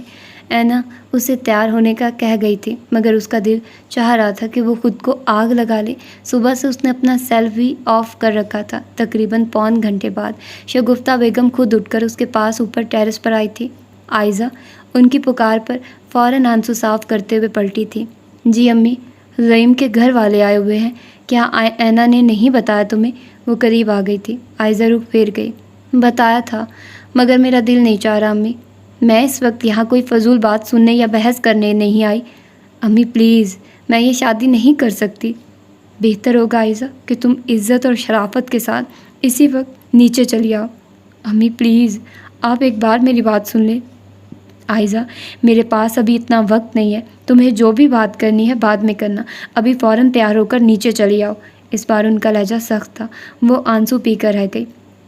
تقریباً 15 منٹ کے بعد وہ بے حد شکستہ سی نیچے ہال میں آئی تھی، جہاں اس وقت گھر کے سب افراد براجمان تھے. السلام علیکم. بمشکل ایک نظر اللہ وسایہ صاحب اور ان کی بیگم پر ڈالتے ہوئے وہ آگے آئی تھی. فرحت بی بی اسے دیکھتے ہی جیسے نہال ہو گئی. ماشاء اللہ، بہت پیاری ہے بیٹی آپ کی. اللہ نظر بد سے محفوظ رکھے. آمین. اس کا ہاتھ پکڑ کر انہوں نے فوراً اسے اپنے قریب بٹھا لیا تھا. تبھی شگفتہ بیگم بولی، آپ کا بیٹا بھی تو بہت پیارا ہے بھابھی. اللہ وسایہ صاحب ان کی بات پر کھل کر ہنسے. اب ہمارا کا رہا بھابھی، اب تو وہ آپ کا بیٹا بن گیا ہے. جی ہاں، اس میں تو کوئی شک نہیں. آسیہ بیگم نے فوراً ان کی تائید کی. آئزہ اپنے اندر اٹھتے غصے کے ابال کو روکنے کی کوشش کرتی رہی. ویسے ہوتا کہاں ہے وہ آج کل؟ کافی دنوں سے شہر میں نہیں دیکھا. اگلے ہی پل اعظم ملک صاحب نے پوچھا. مرینا بیگم کچن میں مصروف ان کی گفتگو سنتی رہی. ہونا کہاں ہے یار، سارا دن زمینوں پر مصروف ہوتا ہے. آج کل تو شکار کا شوق بھی پال لیا ہے اس نے. چلو جی، اسی کی کسر رہ گئی تھی. اللہ وسایہ صاحب کی اطلاع پر دل ہی دل میں اس نے دانت پیسے تھے. تبھی معظم صاحب بول اٹھے، ماشاء اللہ، بہت محنتی اور ذہین بچہ ہے آپ کا. ہماری خوش بختی ہے کہ آپ نے ہماری بیٹی کو اپنے بچے کے قابل سمجھا. آپ ہمیں شرمندہ کر رہے ہیں بھائی صاحب. ماشاء اللہ، آپ کی بیٹی بھی کسی سے کم نہیں ہے. بالکل. میرے خیال سے اب ہمیں انگوٹھی پہنا دینی چاہیے فرحت، ورنہ یہ نہ ہو کہ یہ بے ایمان بندہ پھر سے اپنی زبان سے مکر جائے. اللہ وسائے صاحب نے ان کی تائید کرتے ہوئے اعظم صاحب کو چھیڑا تھا، جس پر سب کھلکھلا کر ہنس پڑے۔ اگلے 5 منٹ میں فرحت بی بی نے بے حد محبت سے اسے گولڈ کی بھاری رنگ پہنا کر اس کی سبھی پیشانی چوم لی۔ اللہ نصیب اچھے کرے، ہمیشہ خوش رہو میرے بچے، آمین۔ وہ سراپا محبت خاتون تھی۔ عائزہ کو ان کے پیار سے الجھن سی ہونے لگی۔ اسے اس وقت کچھ بھی اچھا نہیں لگ رہا تھا۔ اگلے 20 منٹ میں سب کھانے کے لیے اٹھ گئے تھے۔ وہ فوراً اپنے کمرے میں چلی آئی۔ انگلی میں موجود گولڈ کی رنگ اسے سینے پر پڑے کسی بھاری پتھر کی طرح محسوس ہو رہی تھی۔ تبھی سب سے پہلے اس نے وہ رنگ اتار کر دراز میں پھینکی تھی۔ آنسو تھے کہ بھل بھل بہتے ہی جا رہے تھے۔ کچھ سمجھ میں نہیں آ رہا تھا کہ وہ کیا کرے۔ اگلے کئی گھنٹوں تک اس نے خود کو کمرے میں قید رکھا تھا۔ زعیم کے گھر والے اسی رات گاؤں واپس روانہ ہو گئے تھے، مگر اس نے دوبارہ کمرے سے نکل کر انہیں اپنی شکل بھی دکھانا گوارا نہیں کیا۔ کافی دیر رو کر دل کی بھڑاس نکالنے کے بعد اس نے سیل آن کر کے سندان کو کال ملائی تھی۔ وہ اس کے لیے اتنا پریشان تھا کہ پہلی بیل پر ہی اس کی کال ریسیو کر لی۔ عائزہ، بےتابی اس کے لہجے میں ہی عیاں تھی۔ عائزہ کے آنسوؤں میں شدت آ گئی۔ کہاں تھی یار؟ تمہیں پتہ ہے میں تمہارے لیے کتنا پریشان تھا۔ میں بھی بہت پریشان تھی، ڈسٹرب تھی۔ کیوں؟ اور تم کیوں رو رہی ہو؟ تم نے اپنی امی سے ہماری منگنی کی بات کی؟ اس کا سوال نظر انداز کرتے ہوئے اس نے اپنا سوال داغ دیا تھا۔ وہ مزید پریشان ہو گیا۔ ہاں کی تھی، وہ کل آ رہی ہیں تمہارے گھر۔ ٹھیک ہے عائزہ، تم مجھے بتاؤ پلیز کیا ہوا ہے؟ تم کیوں رو رہی ہو؟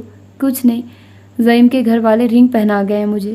اوہ نو، اب میں فون بند کر رہی ہوں، کل بات ہوگی۔ بنا سندان کے مضطرب اور اضطراب کی پرواہ کی اگلے ہی پل اس نے کال ڈراپ کر دی تھی۔ وہ تڑپ کر رہ گیا تھا۔ اس رات نیند دونوں کی آنکھوں سے ہی کوسوں دور رہی تھی۔ اگلی صبح وہ کمرے سے باہر نکل آئے۔ شگفتہ بیگم مارکیٹ جانے کی تیاری کر رہی تھی۔ وہ لاؤنج میں ان کے پاس آ بیٹھی۔ امی، مجھے آپ سے کچھ بات کرنی ہے۔ کہو۔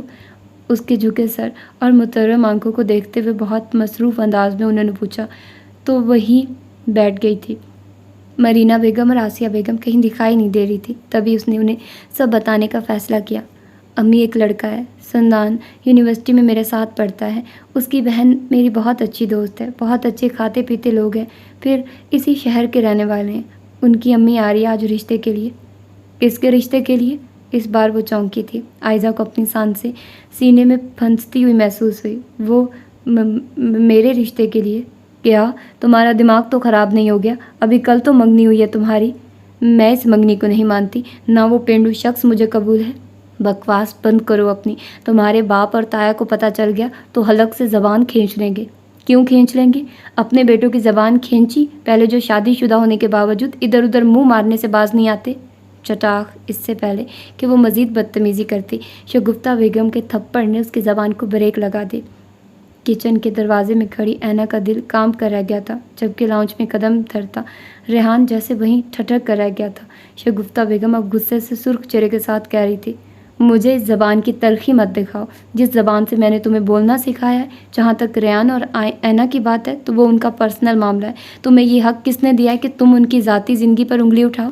اگر مجھے کسی کی ذاتی زندگی پر انگلی اٹھانے کی اجازت نہیں ہے تو میری کوئی زندگی کے ساتھ بھی زبردستی نہیں کر سکتا۔ میں عائزہ ہوں، اینا نہیں، جو چپ چاپ خود کو قربانی کے لیے پیش کر دوں گی۔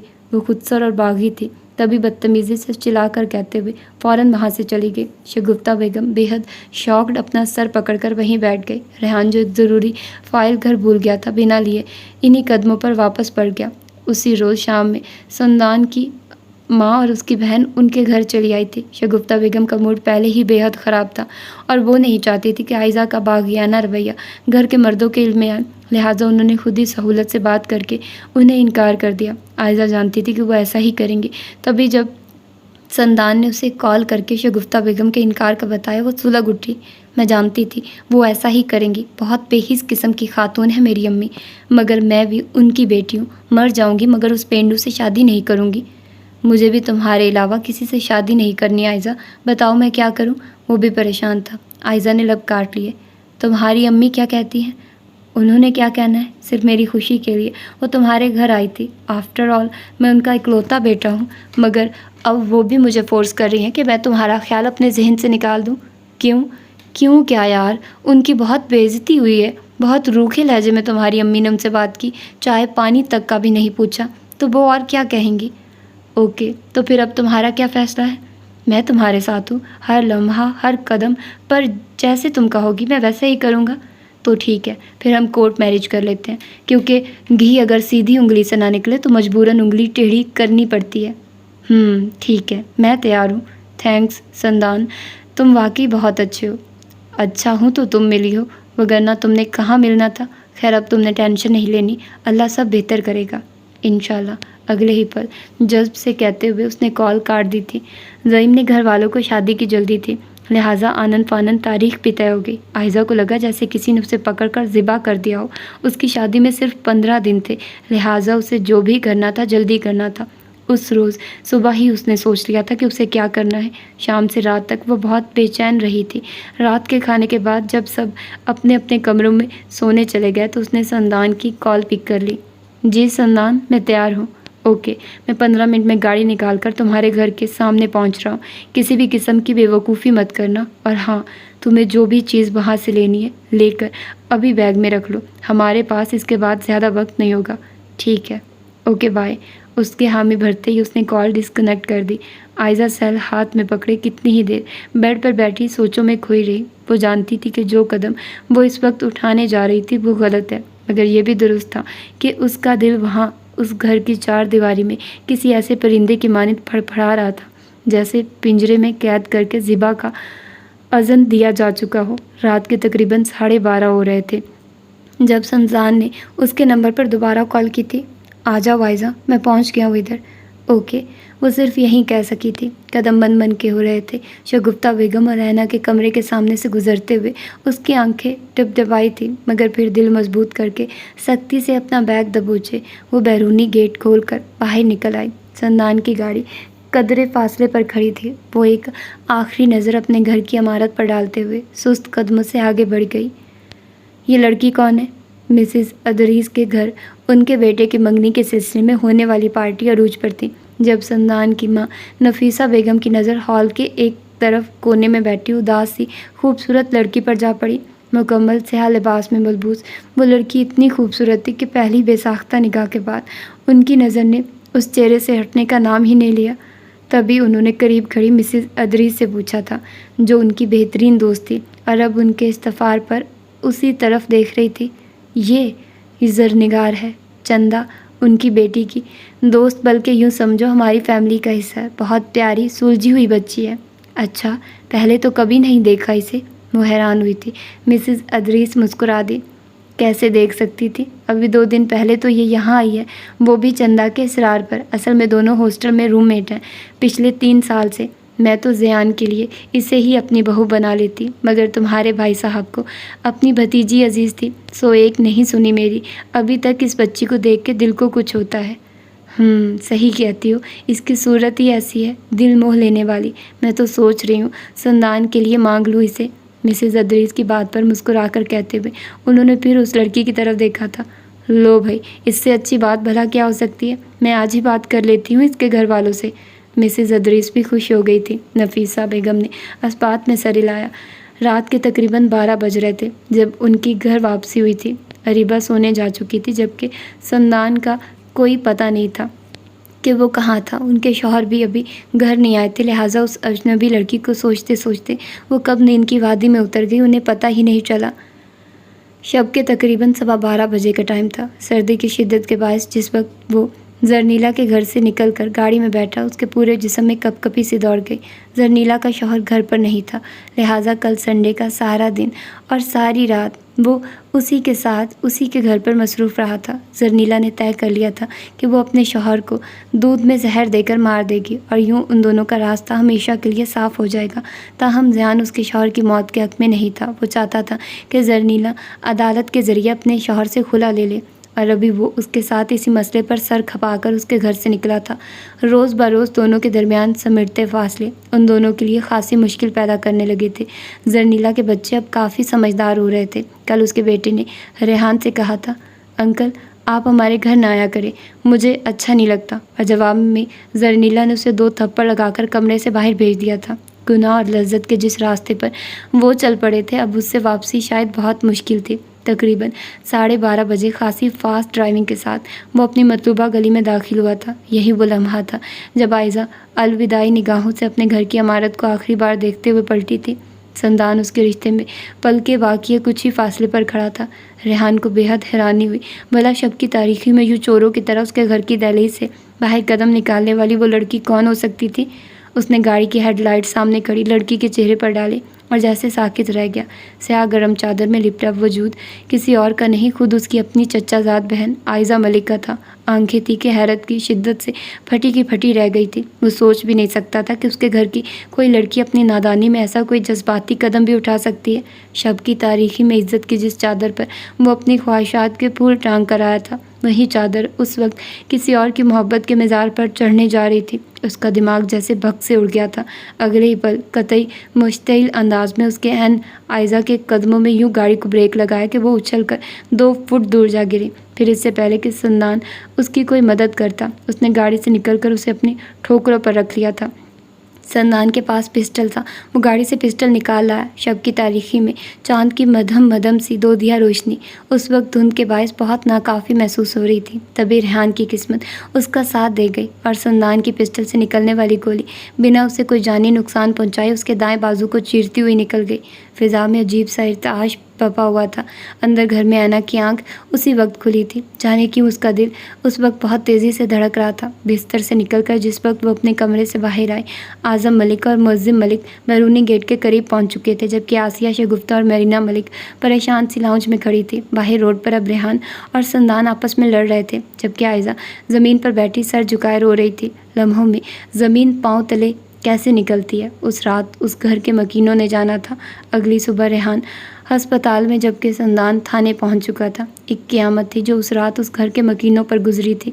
شگفتہ بیگم نے عائزہ کو بند کمرے میں اتنا مارا تھا کہ وہ بے ہوش ہو گئی تھی، جبکہ معظم صاحب کے کندھے جھکے ہوئے اور آنکھیں بے حد سرخ اور نم تھیں۔ ان کا بس نہ چلتا تھا کہ وہ ساری زندگی اپنی بیٹی کی شکل نہ دیکھیں۔ ادھر گاؤں میں اللہ وسایہ صاحب ہر بات سے بے خبر، جلد از جلد شادی کی تیاریوں میں مصروف تھے۔ اعظم صاحب نے انہیں فوری شادی کی تاریخ دے دی تھی۔ اس روز 3 دن کے بعد اسے ہوش آیا تھا۔ سوجے ہوئے چہرے اور سرخ آنکھوں کے ساتھ اس کا پورا جسم جیسے درد کی لپیٹ میں تھا۔ اوپر سے کمزوری حد سے سوا ہو چکی تھی، جبکہ ہونٹ یوں خشک تھے جیسے صدیوں پیاس کی اذیت برداشت کرتے رہے ہوں۔ ہوش آنے پر سب سے پہلے اس نے نمبر ڈائل کیا تھا، مگر اس کا نمبر آف جا رہا تھا۔ وہ زور سے آنکھیں میچتے ہوئے چپ چاپ رو پڑی۔ شام کو سندان نے خود اسے کال کی تھی۔ عائزہ سیل کی اسکرین پر جگمگاتے اجنبی نمبر کو نہ چاہتے ہوئے بھی پک کر گئی۔ ہیلو عائزہ۔ درد کے صحرا میں اس کی آواز کسی ٹھنڈے جھرنے کی مانند اس کی سماعتوں میں اتری تھی۔ وہ تڑپ کر رہ گئی۔ سندان؟ سندان بول رہا ہوں۔ پاپا نے مجھے لاک اپ سے نکلوا کر یہاں برطانیہ بھیج دیا ہے۔ امی بہت پریشان اور دل گرفتہ ہیں، مگر تم پریشان مت ہونا، میں اتنی آسانی سے تم سے دستبردار ہونے والا نہیں ہوں۔ وہ اسے اپنے حالات سے متعلق آگاہی دے رہا تھا۔ عائزہ کی آنکھیں آنسوؤں سے بھر گئی۔ اگلے ہی پل اس نے بنا کچھ کہے کال کاٹ دی تھی کہ اس وقت اس میں کچھ بھی کہنے کی ہمت نہیں تھی۔ تقریباً 1 ہفتے کے بعد وہ نارمل زندگی کی طرف واپس آئی تھی، مگر یوں کہ گھر میں سوائے آئینہ اور مرینا پھپھو کے کوئی بھی اس سے بات کرنے کو تیار نہیں تھا۔ ریحان کا زخم کافی بہتر ہو چکا تھا، لہٰذا اس نے بھی آفس جانا شروع کر دیا تھا۔ اس روز ظہیم کے گھر والے آئے تھے عائزہ کو ساتھ لے کر شاپنگ کرنے کے لیے، مگر اس نے خرابی طبیعت کا بہانہ بنا کر خود کو کمرے میں بند کر لیا۔ اینا کی کچھ سمجھ میں نہیں آ رہا تھا کہ وہ کیا کرے۔ شوہر تھا تو وہ گیلی ریت کی مانند ہاتھ سے پھسلتا جا رہا تھا، اور بہن تھی تو وہ کوئی بات سمجھنے اور سننے کو تیار نہیں تھی۔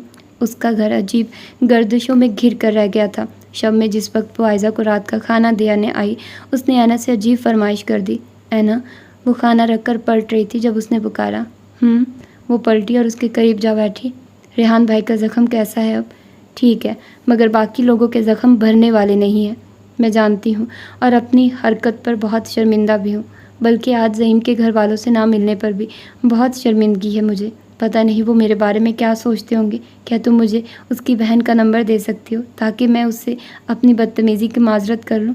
قطعی بدلی ہوئی ٹون میں وہ اسے کہہ رہی تھی۔ اینا حیران رہ گئی۔ کیا کہہ رہی ہو تم؟ سچ کہہ رہی ہوں، مجھے واقعی بہت شرمندگی ہے۔ پلیز تم مجھے اس کی بہن کا نمبر دے دو۔ ٹھیک ہے، میں لاتی ہوں۔ اینا اپنی خوشی دباتی ہوئی فوراً اٹھ کھڑی ہوئی تھی۔ اگلے 5 منٹ میں اس نے ظہیم کی چھوٹی بہن کا نمبر اسے دے دیا تھا۔ شکریہ ہے نا، تم واقعی میری بہت اچھی بہن ہو اور تم میری بہت نادان بہن ہو۔ بہرحال کھانا کھا لینا، میں کچن میں ہوں۔ اپنے مخصوص دھیمے لہجے میں اسے ہدایت دیتے ہوئے وہ کمرے سے نکل گئی تھی۔ تبھی اس نے کچھ سوچتی نگاہوں سے زعیم کی بہن کا نمبر دیکھا اور آہستہ سے مسکرا دی۔ سردی اپنے پورے جوبن پر تھی۔ زعیم ابھی تھوڑی دیر پہلے اپنے ایک دوست کی شادی کی تقریب سے گھر واپس آیا تھا۔ اگلے چند دنوں میں اس کا ارادہ پیرس جانے کا تھا کہ اپنی شادی کے لیے تمام شاپنگ وہ باہر سے ہی کرنا چاہتا تھا۔ لباس تبدیل کر کے فریش ہونے کے بعد ابھی وہ بستر میں آیا ہی تھا کہ اس کی چھوٹی بہن بسمہ کا موبائل، جو وہ اسی کے کمرے میں بھول گئی تھی، بج اٹھا۔ اسکرین پر جگمگاتے اجنبی نمبر کی وجہ سے اس نے کال پک نہیں کی اور سیل کو وائبریٹ پر کر دیا، مگر ایک کے بعد دوسری اور دوسری کے بعد تیسری بار بجتے سیل نے اسے کال اٹھانے پر مجبور کر دیا تھا۔ مگر اس سے پہلے کہ وہ کچھ بولتا، دوسری طرف سے عائزہ بول اٹھی تھی۔ السلام علیکم، میں عائزہ بول رہی ہوں۔ سوری اس وقت آپ کو نیند سے ڈسٹرب کیا۔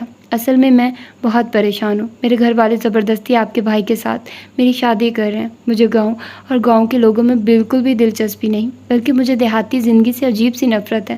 آپ سمجھ رہی ہیں نا میری بات؟ میرا بالکل بھی گزارا ممکن نہیں آپ کے بھائی کے ساتھ۔ اف، پسینے میں تربتر مٹی سے لتھڑا وجود، میرا تو سوچ کر ہی دل خراب ہو جاتا ہے۔ حقیقت میں کیسے برداشت کر پاؤں گی؟ لہٰذا پلیز آپ میری مدد کریے اور اپنے بھائی تک میرا پیغام پہنچا دیں پلیز۔ اس کا دھیما مگر ملتجی لہجہ زعیم کی سماعتوں میں زہر بن کر اترا تھا۔ وہ چاہنے کے باوجود اگلے کچھ لمحوں تک ایک لفظ بھی نہیں بول سکا۔ اور ہاں، میں کسی اور کو پسند کرتی ہوں، شادی بھی اسی سے کروں گی، لہٰذا بہتر ہوگا اگر آپ کا بھائی اور گھر والے خود ادھر آ کر انکار کر جائیں، ورنہ میں بہت ضدی لڑکی ہوں، کچھ بھی کر سکتی ہوں۔ اب وہ اسے دھمکا رہی تھی۔ زعیم کے سر میں ایک دم سے درد شروع ہو گیا۔ وہ بولا تو اس کا لہجہ بے حد بھاری تھا۔ ٹھیک ہے، آپ کر لیں جو کر سکتی ہیں، مگر یہ شادی معطل نہیں ہوگی۔ اس کے بھاری لہجے نے عائزہ کی سماعتوں میں جیسے کرنٹ دوڑا دیا تھا۔ وہ اچھلی اور بے ساختہ سیل کان سے ہٹا کر اسکرین پر چمکتا نمبر دکھائی دیکھا تھا۔ آپ کون ہیں؟ وہ گھبرائی۔ زعیم نے پلکیں موند کر سر بیڈ کی پشت گاہ سے لگا دیا۔ وہی اجٹ اور پینڈو شخص جس کے ساتھ آپ کے نصیب پھوٹنے والے ہیں؟ کیا؟ ایک بار پھر وہ اچھلی، دل جیسے پسلیاں توڑ کر سینے سے باہر آنے کو مچل اٹھا تھا۔ مگر یہ تو آپ کی بہن کا نمبر ہے۔ جی ہاں، انہی کا نمبر ہے، مگر وہ اپنا سیل میرے کمرے میں بھول گئی تھی۔ بہرحال آپ کا پیغام ڈائریکٹ مجھ تک پہنچ گیا ہے اور آئی ایم سوری، میں اس شادی سے دستبردار ہونے کو تیار نہیں۔ آپ جو کر سکتی ہیں کر لیں، آپ میرے ساتھ زبردستی نہیں کر سکتے، وہ گھٹی گھٹی سی آواز میں چلائی تھی۔ زعیم نے آنکھوں پر بازو رکھ لیا۔ میں کر بھی نہیں رہا۔ یہ رشتہ خالصتاً آپ کے اور میرے گھر والوں کی باہمی رضا اور خوشنودی سے طے ہوا ہے۔ میری ذات اس فیصلے میں شامل نہیں، نہ ہی میں ان دیہاتی مردوں میں سے ہوں جو لڑکیوں کو ہوا بنا کر اعصاب پر سوار رکھتے ہیں۔ یونیورسٹی کے 4 سالوں میں بہت سی شہری لڑکیوں سے واسطہ پڑا ہے۔ میں جوتے کی نوک پر رکھتا ہوں آپ جیسی خود پسند، گھمنڈی اور بے وقوف لڑکیوں کو۔ Just shut up, you shut up. بہتر ہوگا اگر آپ دوبارہ اس نمبر پر کال کرنے کی زحمت نہ کریے، ورنہ میں بہت برا پیش آنے والوں میں سے ہوں۔ اس کے چلانے پر وہ خاصے سرد لہجے میں بولا تھا۔ عائزہ اس کے برف جیسے نفرت آمیز سرد لہجے پر جہاں کی تہاں کھڑی رہ گئی تھی۔ امید کا آخری چراغ بھی بجھتا دکھائی دے رہا تھا۔ اگلے ہی پل زعیم نے کال کاٹ دی۔ شادی میں بہت کم دن رہ گئے تھے۔ وہ گھٹنوں میں سر دیے کتنی ہی دیر چپ چاپ روتی رہی۔ کوئی بھی تو نہیں تھا گھر میں جو اس کی فیلنگز کو سمجھتا۔ سب شادی کی تیاریوں میں مصروف تھے، کسی کو اس کی پرواہ نہیں تھی۔ اس روز والے واقعے کے بعد تو وہ ویسے بھی اپنے ہی گھر میں جیسے اجنبی ہو کر رہ گئی تھی۔ ادھر نفیسہ بیگم نے بنا سندان کو بتائے اس کا رشتہ طے کر دیا تھا۔ عظیم صاحب نے اس بار ان سے کوئی اختلاف نہیں کیا، کیونکہ وہ خود بھی اکلوتے بیٹے کی حرکتوں سے بہت عاجز آ چکے تھے، اور اب ریحان کی طرف سے جو FIR درج ہوئی تھی اسے بھی انہوں نے بڑی مشکل سے ختم کروایا تھا۔ نفیسہ بیگم اور وہ دونوں اب جلد از جلد سندان کی شادی کر کے ملک سے باہر سیٹل ہونے کا سوچ رہے تھے، اور اسی مقصد کے لیے انہوں نے آہستہ آہستہ اپنا کاروبار بھی سمیٹنا شروع کر دیا تھا کہ وہ کسی طور دوبارہ اعظم ملک اور معظم ملک صاحب کو شکایت کا موقع نہیں دینا چاہتے تھے۔ ادھر سندان ان کے ارادوں سے بے خبر اپنی ہی تدبیریں لڑانے میں مصروف تھا۔ پاپا، میں ابراڈ جا رہا ہوں چند دنوں کے لیے۔ اس روز ناشتے کی ٹیبل پر جب گھر کے سب افراد عائزہ کی شادی کو ڈسکس کر رہے تھے، اس نے ایک دم سے دھماکہ کیا۔ اعظم ملک صاحب نے بے حد چونک کر اس کی طرف دیکھا۔ کیوں؟ کچھ ضروری کام ہے۔ وہ بے حد سنجیدہ تھا۔ اعظم ملک صاحب کو اس کے ارادے نیک نہیں لگ رہے تھے، مگر پھر بھی انہوں نے اس سے بحث مناسب نہیں سمجھی۔ ٹھیک ہے، مگر گھر میں شادی کی تقریب ہے، اس موقع پر تمہارا موجود ہونا ضروری ہے۔ کیوں؟ اسے جیسے اچنبھا ہوا۔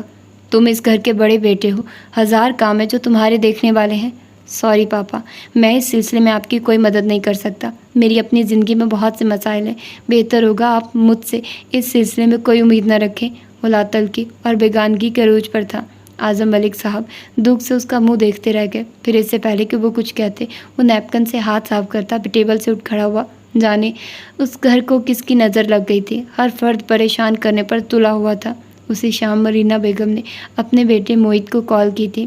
وہ سو رہا تھا مگر مرینا بیگم کی کال پر فوراً بیدار ہو کر اٹھ بیٹھا۔ السلام علیکم امی، کیسی ہیں آپ؟ کیسی ہو سکتی ہوں جس کا جوان بیٹا اس کی آنکھوں سے کوسوں دور ہو، وہ یاسیت سے بولی تھی۔ موہت مسکرا دیا۔ آنکھوں سے دور ہونا، دل سے دور تو نہیں نا؟ 2 سال ہو گئے موہت، اور 2 سال کم نہیں ہوتے۔ صرف 2 سال؟ نہیں امی، صرف 2 سالوں کی بات نہیں ہے، 25 سال ہو گئے ہیں اس سلسلے کو۔ میں صرف تمہاری اور اپنی بات کر رہی ہوں۔ وہ بے ساختہ سٹپٹائی تھی۔ موہت گہری سانس بھر کر رہ گیا۔ مگر میں صرف آپ کی اور اپنی بات نہیں کر رہا امی، آپ کو پتہ ہے میری ہاؤس جاب چل رہی ہے یہاں گاؤں میں۔ ابو نے میرے لیے ہسپتال بنوانا شروع کر دیا ہے۔ وہ بہت کمزور اور تنہا ہو گئے امی، انہیں میری اور آپ کی ضرورت ہے۔ آپ بتائیے میں ایسے میں انہیں کیسے اکیلا چھوڑ کر آ جاؤں؟ وہ اکیلے نہیں ہیں، ان کے اپنے ان کے پاس ہیں۔ وہ اپنے تو آپ کے پاس بھی ہیں امی، تو کیا آپ تنہا نہیں ہیں؟ میں اس وقت تم سے بحث کے موڈ میں نہیں ہوں موہت۔ اگر تم اپنے باپ کے ساتھ خوش ہو تو مجھے کوئی اعتراض نہیں ہے۔ آئندہ تمہیں فون نہیں کروں گی۔ اللہ حافظ۔ بے حد دل برداشتہ ہو کر انہوں نے نہ صرف کال کاٹ دی بلکہ سیل ہی آف کر کے سائڈ پر رکھ دیا۔ موہت ان کی اس حرکت پر مسکرا کر رہ گیا۔ وہ آج بھی ویسی ہی تھی جیسے 25 سال پہلے تھی۔ گزرنے والے ماہوں سال نے ان کے مزاج پر کوئی اثر نہیں ڈالا تھا۔ تبھی وہ بستر چھوڑ کر گھر سے باہر ڈیرے پر چلا آیا جہاں مزمل ملک اپنے مزاروں کے بیچ بیٹھے انہیں زمین سے متعلق کوئی خصوصی ہدایات دے رہے تھے۔ موہت کو آتے دیکھ کر انہوں نے فوراً سب کو رخصت کر دیا۔ السلام علیکم ابو۔ وعلیکم السلام، آج اتنی جلدی بستر چھوڑ دیا؟ خیریت؟ ایک لڑکی پسند آ گئی ہے آپ کے لیے، اب جلدی سے نکاح کی تیاری کر لیں بس، اس نے کہا اور وہ کھل کر ہنس پڑے۔ باز نہ آنا اپنی حرکتوں سے، اصل بات بتاؤ۔ شاباش۔ شہر جا رہا ہوں کل، امی کے پاس، اسی کی اطلاع دینے آیا تھا۔ خیریت؟ یوں اچانک؟ وہ پریشان ہوئے۔ موہت نے بے نیازی سے رخ پھیر لیا۔ کیا کروں، اکلوتی اولاد ہوں، دونوں کا سوچنا پڑتا ہے، حالانکہ آپ دونوں نے تو میرا نہیں سوچا۔ اپنے باپ کو شرمندہ کر رہے ہو موہت؟ نہیں، شرمندہ نہیں کر رہا، اس غلطی کا احساس دلا رہا ہوں جو 25 سال پہلے آپ نے کی۔ کیسی غلطی؟ امی کو ان کے حال پر چھوڑنے کی غلطی۔ جن سے محبت کی جاتی ہے انہیں ان کے حال پر نہیں چھوڑنا چاہیے، آپ کو روکنا چاہیے تھا انہیں۔ تمہیں کیا لگتا ہے میں نے نہیں روکا ہوگا اسے؟ روکا ہوگا مگر اس طرح سے نہیں کہ جس طرح سے روکنا چاہیے تھا۔ وہ دکھی دکھائی دے رہے تھے مگر موہت نے پرواہ نہیں کی۔ بہرحال امی کا فون آیا تھا ابھی، مجھے یاد کر رہی ہیں، سوچا 1-2 روز ان کے پاس گزارا ہوں۔ اچھی بات ہے، اس بار یاسیت سے کہتے ہوئے انہوں نے نظر بدل لی تھی۔ موہت گہری نظروں سے ان کی اداسی اور اضطراب کا معائنہ کرتا۔ اگلے ہی پل وہاں سے اٹھ کھڑا ہوا تھا۔ برطانیہ میں اس کا وہ دوسرا ہفتہ تھا جب اس روز عظیم حسن صاحب نے فون کر کے اسے بتایا، ہم نے تمہاری شادی طے کر دی ہے سندان، کل نکاح ہے تمہارا، لہٰذا آج کسی بھی وقت کی فلائٹ سے پاکستان واپس آ جاؤ۔ کیا؟ یہ آپ کیا کہہ رہے ہیں پاپا؟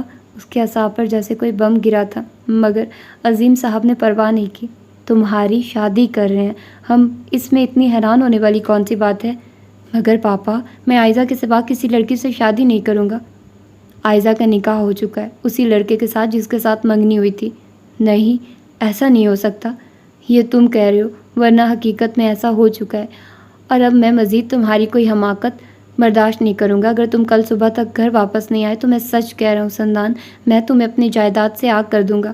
اللہ حافظ۔ بنا اس کی کیفیت کو سمجھے عظیم صاحب نے صفاق لہجے میں کہتے ہوئے کال ڈراپ کر دی تھی۔ سندان سر پکڑ کر بیٹھ گیا۔ کل صبح سے عائزہ کا نمبر بن جا رہا تھا اور ادھر اس کے دل کی دھڑکنیں تھی کہ جیسے رکتی جا رہی تھی۔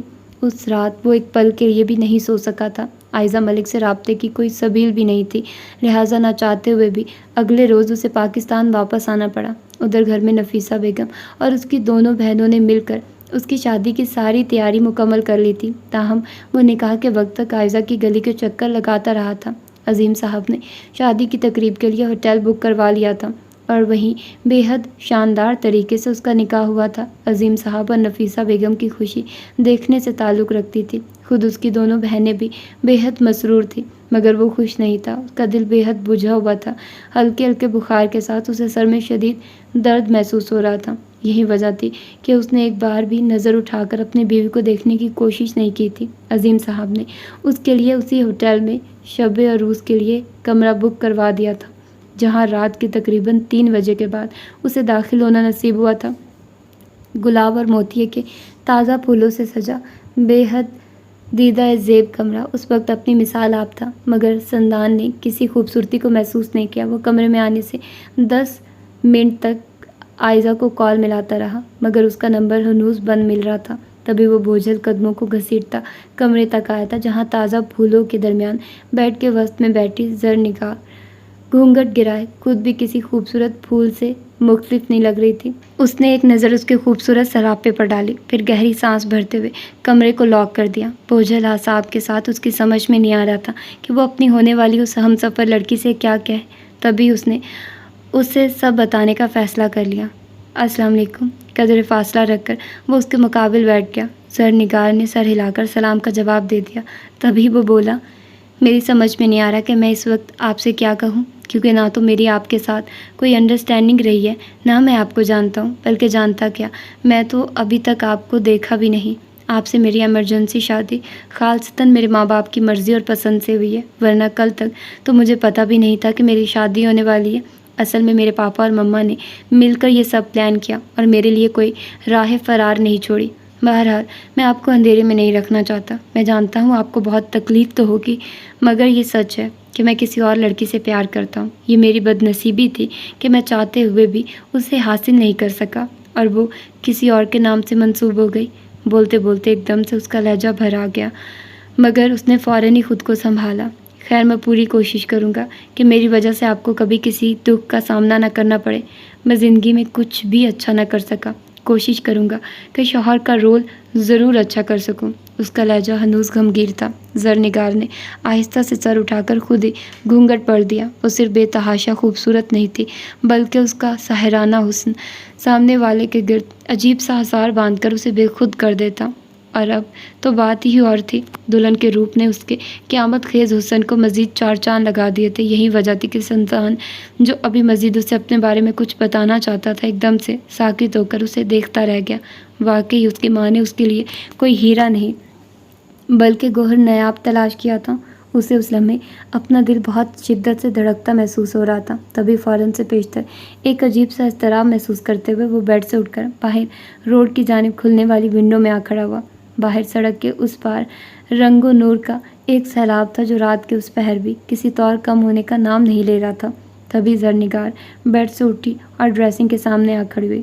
سندان نے دیکھا وہ ایک ایک کر کے اپنا زیور اتار رہی تھی۔ تبھی وہ اس کے قریب آیا۔ یہ کیا کر رہی ہیں آپ؟ زیور اتار رہی ہوں، بہت تھکن محسوس ہو رہی ہے۔ بنا اس کی طرف دیکھے اس نے ایسے انداز میں کہا کہ جیسے ان دونوں کے درمیان صدیوں کی شناسائی ہو۔ وہ پھر ٹھنڈی سانس بھر کر رہ گیا۔ ٹھیک ہے، آپ آرام کریں۔ اس آرام کی تلقین کر کے وہ خود نیچے ہال میں آ گیا۔ اور پھر رات گزری نہیں تھی، رات نے اسے گزارا تھا، لمحہ بلمحہ سسکتے اور سلگتے ہوئے اذیت کی بھٹی میں جل جل کر۔ اور یہ تھی اس کی پہلی ایپیسوڈ، اور میں نے اس کو تھوڑا سا لینتھی کر دیا ہے کیونکہ پہلی ایپیسوڈ جو ڈائجسٹ کے اکارڈنگ تھی وہ آلریڈی ختم ہو گئی تھی، تو میں اپنی طرف سے ختم کر چکی تھی، لیکن وہ 40 منٹ کے بعد تھی، تو پھر میں نے سوچا کہ آپ لوگوں کو اچھا نہیں لگے گا، آپ لوگوں کو پسند نہیں آئے گا کہ اتنی شارٹ فرسٹ ایپیسوڈ ہو، تو آپ لوگ پسند نہیں کرتے ہیں، تو میں نے سوچا تھوڑی سی زیادہ کر دیتی ہوں، تو اسی لیے میں نے پھر سیکنڈ ایپیسوڈ کو بھی سٹارٹ کیا اور تقریباً آدھی پڑھ لی ہے یا آدھی سے زیادہ پڑھی ہے، اتنا مجھے اندازہ ہو گیا کہ آدھی میں نے پڑھ لی ہے، تو اب میں اس کو ختم کر رہی ہوں اور ہوپس ہو کہ آپ لوگوں کو یہ ناول بہت زیادہ پسند آ رہا ہوگا۔ میرا تو یہ موسٹ فیوریٹ ناول ہے، تو میں تو اس کو ضرور انجوائے کروں گی پڑھتے ہوئے، لیکن اس وقت میں بہت تھک چکی ہوں اور آج کل میرے جو گلے کے ووکلز ہیں وہ تھوڑے خراب ہو رہے ہیں کیونکہ میں کنٹینیوسلی اتنی ریکارڈنگ کر رہی ہوں۔ آج کل فری ہونا تو یہی کوشش ہے کہ آپ لوگوں کو زیادہ سے زیادہ مٹیریل دے سکوں۔ پھر میں نے پھر مصروف ہو جانا ہے جب میرا ایم فل میں ایڈمیشن ہونا ہے. ابھی ایم فل کے ٹیسٹ کی تیاری کرنی ہے. تو آپ لوگ دعا کیجیے گا کہ جو یونیورسٹی میرے لیے اچھی ہے، جو جگہ میرے لیے اچھی ہے، اس میں میرا ایڈمیشن ہو جائے. ٹھیک ہے. تو اور بہت سارے لوگوں نے، میں نے دیکھا ہے کہ وہ سبسکرائب نہیں کرتے. آج میں دکھی اور مجبور ہو کر آپ لوگوں کو بول رہی ہوں کہ یار سبسکرائب کر دو. پہلے پتہ ہے کیا ہوتا تھا؟ پہلے 55% لوگ سبسکرائب نہیں کرتے تھے. اب پتہ ہے کتنے 70% ہو. تو آپ لوگ جو 70% لوگ ہیں وہ سبسکرائب نہیں کرتے، صرف 20% لوگ کرتے ہو. یار کتنی کوئی غلط بات ہے، کتنی کوئی غلط بات ہے. آپ لوگوں کو سبسکرائب کرنا چاہیے. یہ ہمارا حق ہوتا ہے جو آپ لوگ اپنے پاس رکھ لیتے ہو. بہت بری بات ہے. مجھے بہت دکھ ہو رہا ہے اس وقت. مجھے نیند بھی بہت زیادہ آ رہی ہے تو میں کچھ بھی بول رہی ہوں. ٹھیک ہے. اور ویسے بھی کل میں نے لائیو آنا ہے تو یہ پرسوں آپ لوگوں کو پتہ نہیں ملے گی یا کیا ہوگا. لیکن آج کے دن ڈیٹ ہے 8، نہیں آج کے دن ڈیٹ ہے 7 اور کل میں نے 8 کے دن آنا ہے لائیو. تو دیکھتے ہیں پتہ نہیں کیا ہوتا ہے. Let's see. تو ملتے ہیں پھر کل. اپنا ڈھیر سارا خیال رکھیے گا. ٹل دین اللہ حافظ.